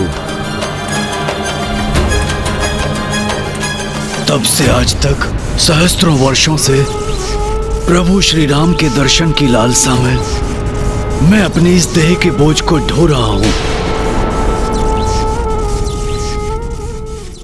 प्रतिदिन इसी आशा के साथ दिवस प्रारंभ करता हूं कि आज प्रभु के दर्शन पाकर मृत्यु को प्राप्त करूंगा,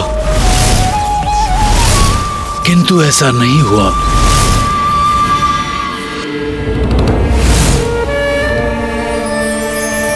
जय श्री राम। कई वर्ष बीत गए।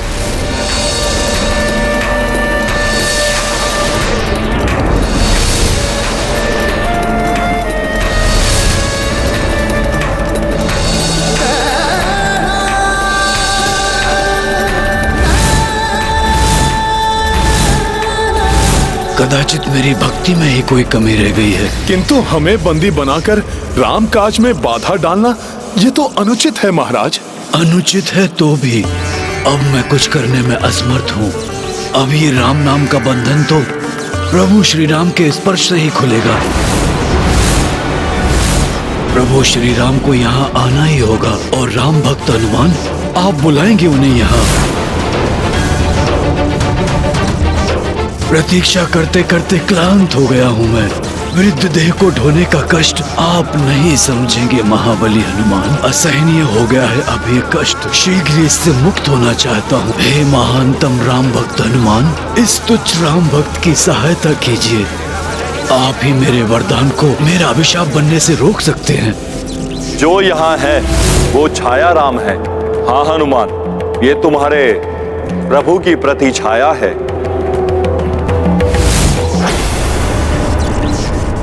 मैं आपकी पीड़ा समझता हूं। मैं आपकी सहायता करने का प्रयास अवश्य करूंगा।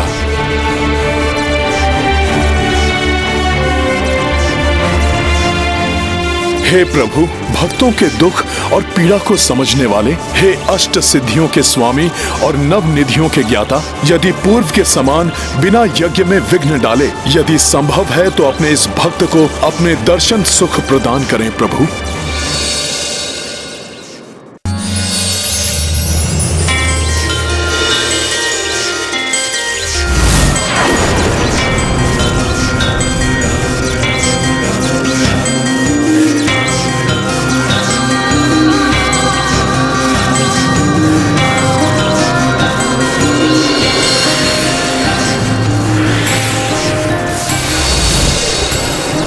मैं तो आपके दर्शन के पश्चात मृत्यु की कामना करता था प्रभु। ये युवावस्था कैसे प्राप्त हो गई? प्रभु के दर्शन पाकर तो मूर्छित में भी प्राण आ जाते हैं राजन। फिर आपके प्राणों को कोई क्षति कैसे पहुंच सकती थी भला? आप जैसे भक्त के बिना राम राज्य कैसे संभव है राजन? राम राज्य के प्रचार के लिए अभी आपको और जीवित रहना है।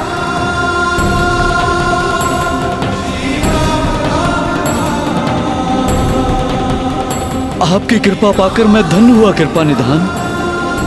आपकी अधीनता सदैव के लिए स्वीकार है मुझे। सुरथ रघुपति दरस जो पाई,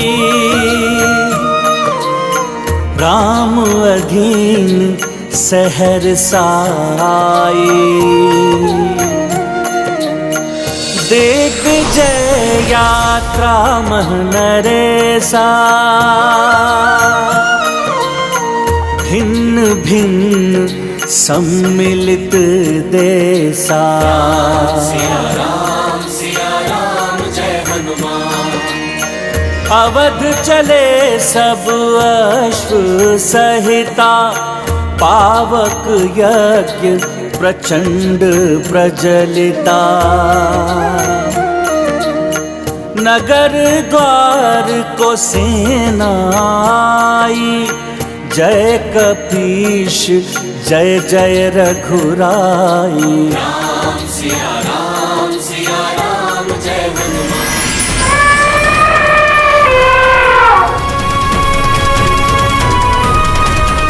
पुत्र राम, प्रथम दिग्विजय यात्रा पूर्ण होने को है। भ्राता लक्ष्मण, भरत, यज्ञ पूर्ण आहुति एवं हनुमान सहित सेना के स्वागत के समस्त प्रबंध शीघ्र कीजिए। स्वामी, हनुमान एवं उनके साथ अन्य योद्धाओं और सेना ने राम काज को पूर्ण करने का संकल्प पूर्ण कर ही लिया। हाँ देवेश्वरी, प्रभु श्री राम के इस प्रथम अश्वमेध यज्ञ में हनुमान के पराक्रम के कारण सभी प्रमुख भूपतियों ने तो श्री राम की अधीनतम स्वीकार की। उनके साथ दिव्य शक्तियों में भी प्रभु श्री राम की प्रभुता स्थापित हुई। अर्थात स्वामी, यज्ञ की पूर्ण आहुति के साथ राम राज्य की स्थापना के पश्चात मुझे आशा है कि अब राम राज्य की शांति को भंग करने वाला कोई और शेष नहीं होगा। जब तक निकुंभ जीवित है, राक्षसी सोच कभी अपनी पराजय स्वीकार नहीं करेगी। जय श्री राम, जय श्री राम, जय श्री राम, जय श्री राम। हनुमान जी सबको लेकर आ गए भैया।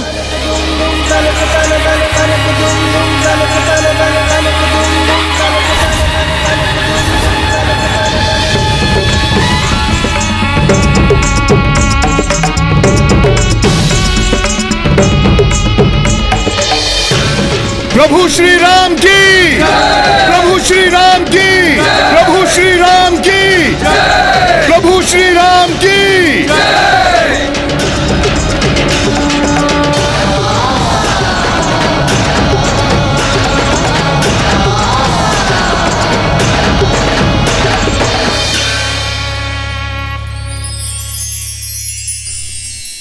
प्रभु, हम सबके स्वप्नों का राज्य, धर्म और मर्यादा का राज्य, राम राज्य स्थापित हो गया। श्री राम राज्य की, श्री रामचंद्र की, श्री राम राज्य की।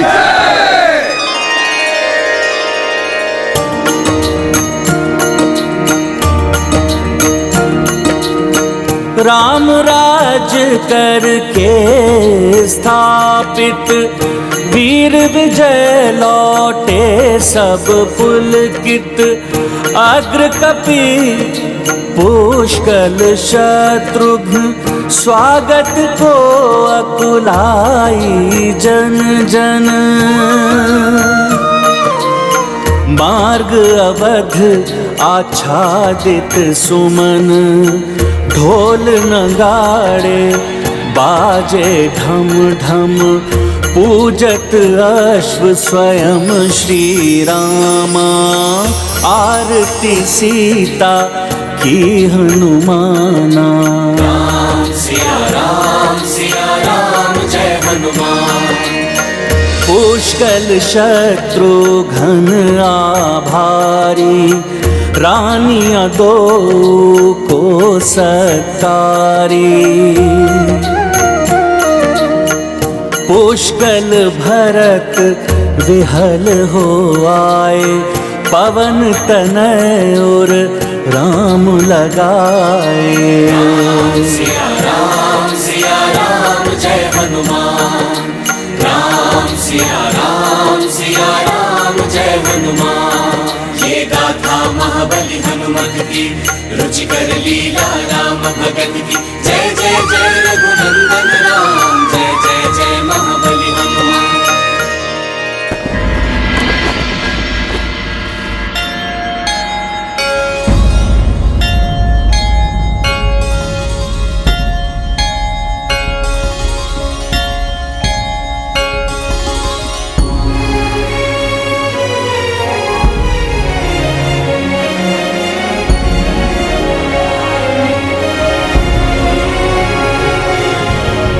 महाराज राम, आज से आप चक्रवर्ती सम्राट हुए। प्रभु श्री राम की, प्रभु श्री राम की, प्रभु श्री राम की। मैं अयोध्या नरेश राम धन्यवाद करता हूं उन सभी माननीय राजाओं का जिन्होंने अधीनता स्वीकार की, किंतु मैं उन्हें यह स्पष्ट करना चाहता हूं कि अधीनता का अर्थ पराधीन होना ना समझे, अपितु स्वयं को धर्म के अधीन समझे। इस अश्वमेध यज्ञ का उद्देश्य अधर्म की पराधीनता को समाप्त करके धर्म के राज्य की स्थापना करना है। अतः आप सब धर्म का पालन करते हुए अपना राज्य अपनी इच्छा अनुसार चलाने के लिए पूर्णतया स्वतंत्र हैं। श्री रामचंद्र की, श्री रामचंद्र की। मैं अपने अनुज शत्रुघ्न का भी धन्यवाद करता हूं जिन्होंने इस अभियान का नेतृत्व बड़े विवेक और वीरता के साथ संभाला एवं अपने दायित्व का भलीभांति निर्वहन किया। भैया, मैंने जो कुछ भी किया है आपके प्रताप से ही किया है। मैं कुमार पुष्कल का भी धन्यवाद करता। संपूर्ण यात्रा में अनेकों बाधाएं आई, किंतु कुमार पुष्कल ने बड़ी वीरता और अधिकता के साथ उसका सामना किया एवं अपने सहयोगियों की सहायता से उन बाधाओं पर विजय प्राप्त की। और मैं अपनी सेना के उन वीर सेनानियों का भी आभारी हूं जिन्होंने पग पग पर आने वाली कठिनाइयों को सहते हुए धूप, वर्षा एवं प्राकृतिक आपदाओं एवं आसुरी विपत्तियों का सामना करते हुए भी इस अभियान को पूर्ण किया। अब उनके बारे में क्या कहूं, जिनके कार्यों की व्याख्या करने के लिए वर्णमाला में अक्षर भी कम पड़ जाए, जो मेरे अभिन्न सखा, अनुपम सेवक एवं श्रेष्ठतम भक्त हैं।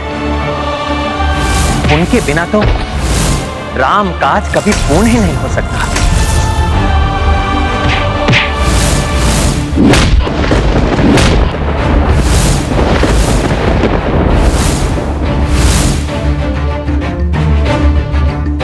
सत्य कहूं तो उनके बिना मैं भी पूर्ण नहीं हो सकता। राम बिना हनुमान अधूरे, हनुमान बिना श्री राम। मेरे परम प्रिय मित्र केसरी नंदन आंजनेय हनुमान, आंजनेय हनुमान।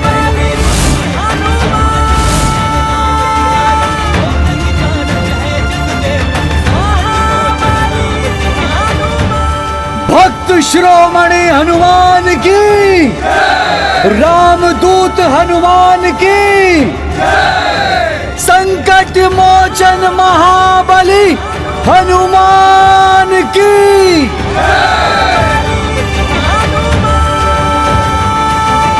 प्रभु, इस तुच्छ सेवक का इतना मान। प्रभु, सत्य तो यह है कि हनुमान की संपूर्ण शक्ति आप ही की भक्ति है।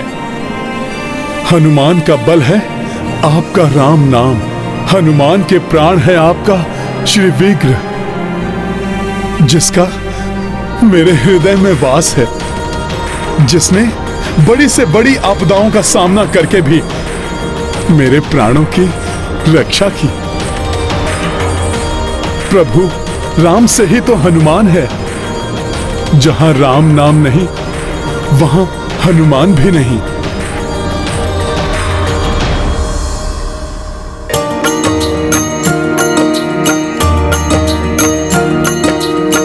राम बिना कपि झोंक छुनाही, सोई हनुमत बिन रघुराई। महावीरा सम भक्त न भूपर, राम काज हेतु सदा तत्पर। राम सिया राम जय हनुमान।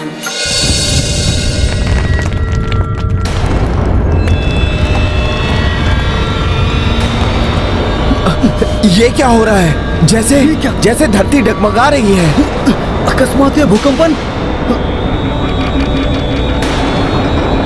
अकस्मात यहाँ ये भूचाल क्यों आने लगा?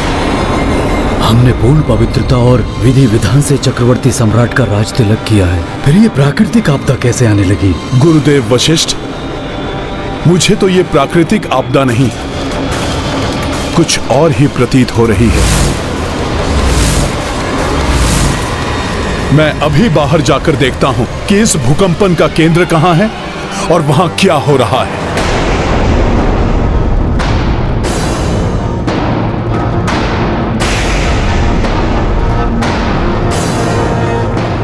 जय श्री राम।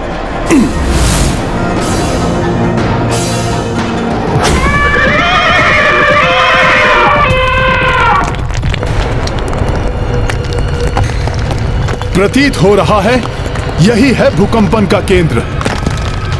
कुछ तो बड़ी हलचल हो रही है धरती के भीतर।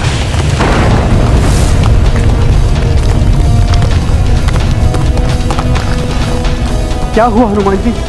क्या है यहाँ? कहीं कोई आसुर शक्ति तो नहीं जो पाताल लोक से यहाँ चली आई? कुछ तो है लक्ष्मण भैया जो बाहर आने को आतुर है।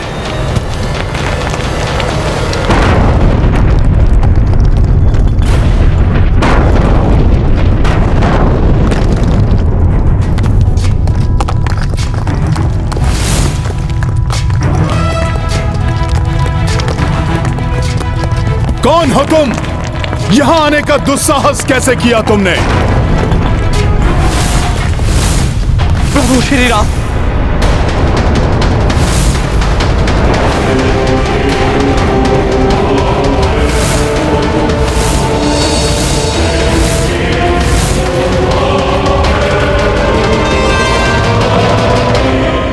विभीषण जी, विभीषण जी, आपको इस प्रकार यहां आने की क्या आवश्यकता पड़ गई? हे संकट मोचन, हे महाबली, मुझे शीघ्र प्रभु श्री राम के पास ले चलिए।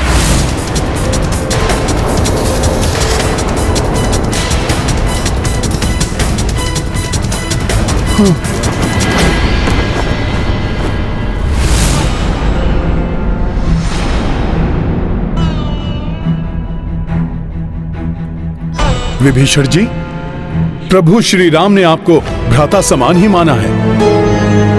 आप प्रभु के श्रेष्ठ भक्त भी हैं, फिर आपको प्रभु से कैसा संकोच?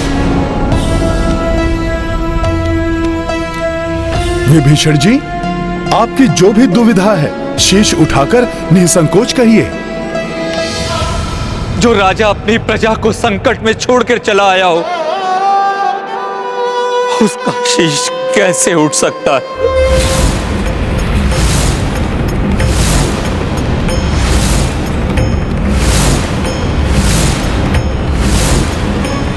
अर्थात लंका पर कोई संकट आया है विभीषण जी? हाँ प्रभु, लंका अब आपके अधीन नहीं रही।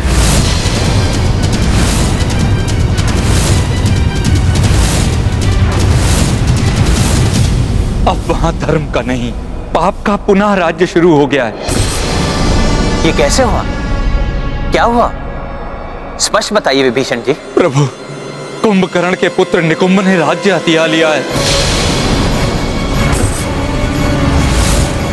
और मुझे। निकुंभ ने?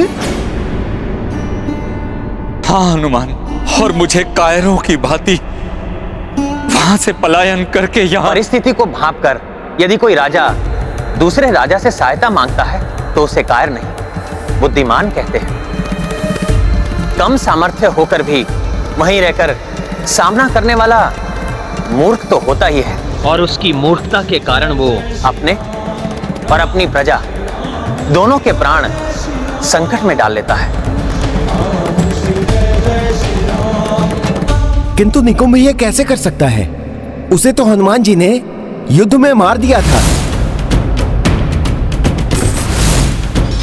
और अंतरिक्ष की अतल गहराइयों में फेंक दिया था। निकुंभ को वरदान प्राप्त है कि वो किसी भी प्रकार मृत्यु को प्राप्त नहीं हो सकता। जब तक उसका शीश उसके धड़ से विलग ना हो जाए तब तक वो बार बार अधिशक्तिशाली बनकर सामने आएगा। उसकी माता ने भी उसकी सहायता की। उसकी माता अर्थात कुंभकर्ण की पत्नी? हाँ हनुमान, अपनी माता के उकसाने पर वो सीधे लंका चला आया। उसकी माता भी उसके साथ थी।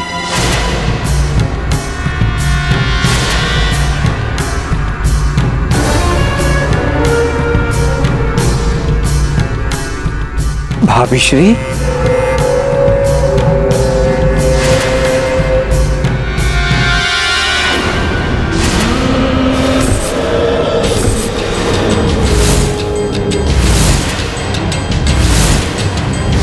क्या हुआ? इस राज सिंहासन के वास्तविक अधिकारी महाबली निकुंभ को देखकर भयभीत हो गए। द्रोही काका विभीषण,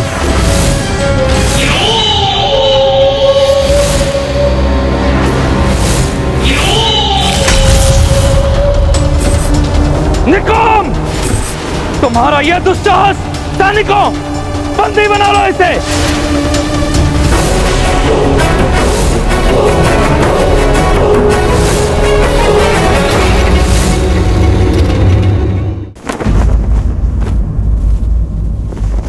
निकुंभ के पास सबकी सोच को परिवर्तित करने की विलक्षण मायावी शक्ति है।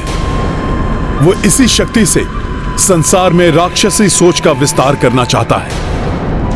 महाराज सुमद के राज में तो उसने अपनी इस शक्ति से सबको ही निद्रा मग्न कर दिया था। मैं भी शीघ्र ही समझ गया था कि उसने अपनी माया से सबकी बुद्धि को भ्रमित कर दिया। अतः मैंने शीघ्र ही अपनी तलवार निकाली, किंतु उसने अपनी मायावी शक्ति से मुझे निहत्था कर दिया और बार बार मायावी शक्ति का प्रहार किया।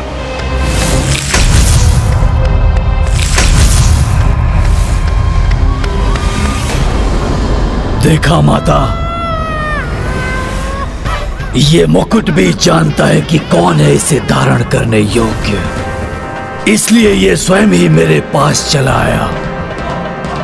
पाप का विस्तार हो, अधर्म की जय हो।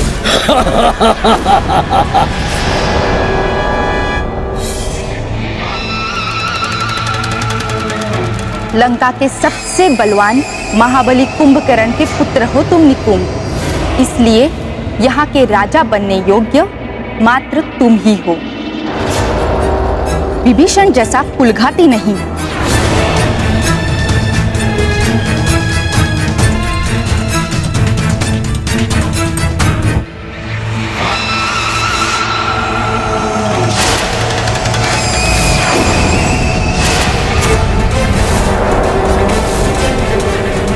निकुंभ, विभीषण गुप्त मार्ग से भाग निकला है।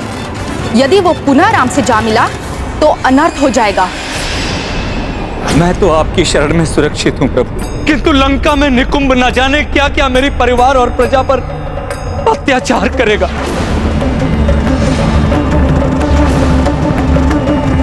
निकुंभ से उनकी रक्षा कीजिए प्रभु। महापापी है निकुंभ।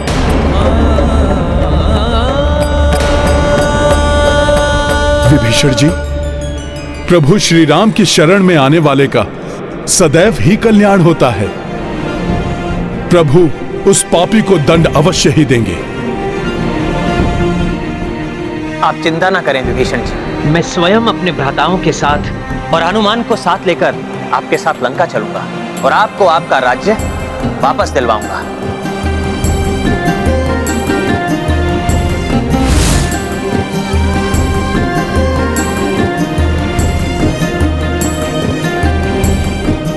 निकुंभ ने स्वयं ही आमंत्रण दिया है अपनी मृत्यु को। लंका में आकर, लंका में आकर, लंका में आकर।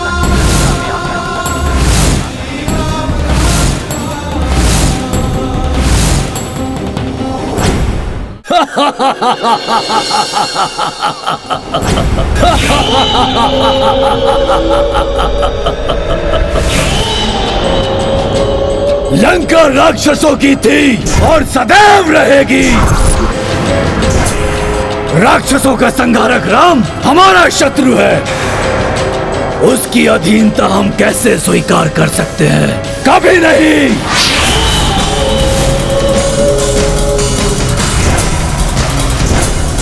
राक्षवीरों, मैं महाबली कुंभकर्ण का पुत्र निकुंभ आपका समस्त राक्षसों का खोया हुआ गौरव वापस लाऊंगा। किंतु ये तभी संभव होगा जब आप सब मेरा साथ देंगे। बोलिए, देंगे मेरा साथ? हाँ, हमें राम स्वीकार नहीं। राम हमारा शत्रु है, उसकी दास्ता हम नहीं करेंगे। स्वयं बलवान है, महान है। बलवान किसी के अधीन नहीं रहते। मैं आप सबको विश्वास दिलाता हूँ कि फिर से हमारा समय आएगा। पूरी धरती पर हमारा राज होगा। तीनों लोकों पर रक्ष परचम लहराएगा। तीनों लोकों पर आकाश में हमारा ही सूर्य उगेगा। बोलो, किसका सूर्य होगा आकाश पर? किसका सूर्य होगा आकाश पर? ये क्या अकस्मात ये अंधकार?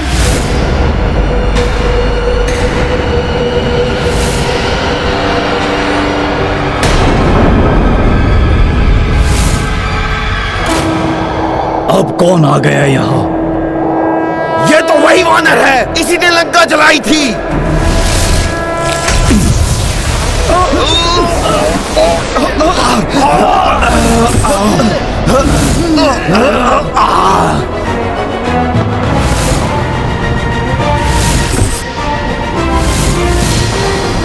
हनुमान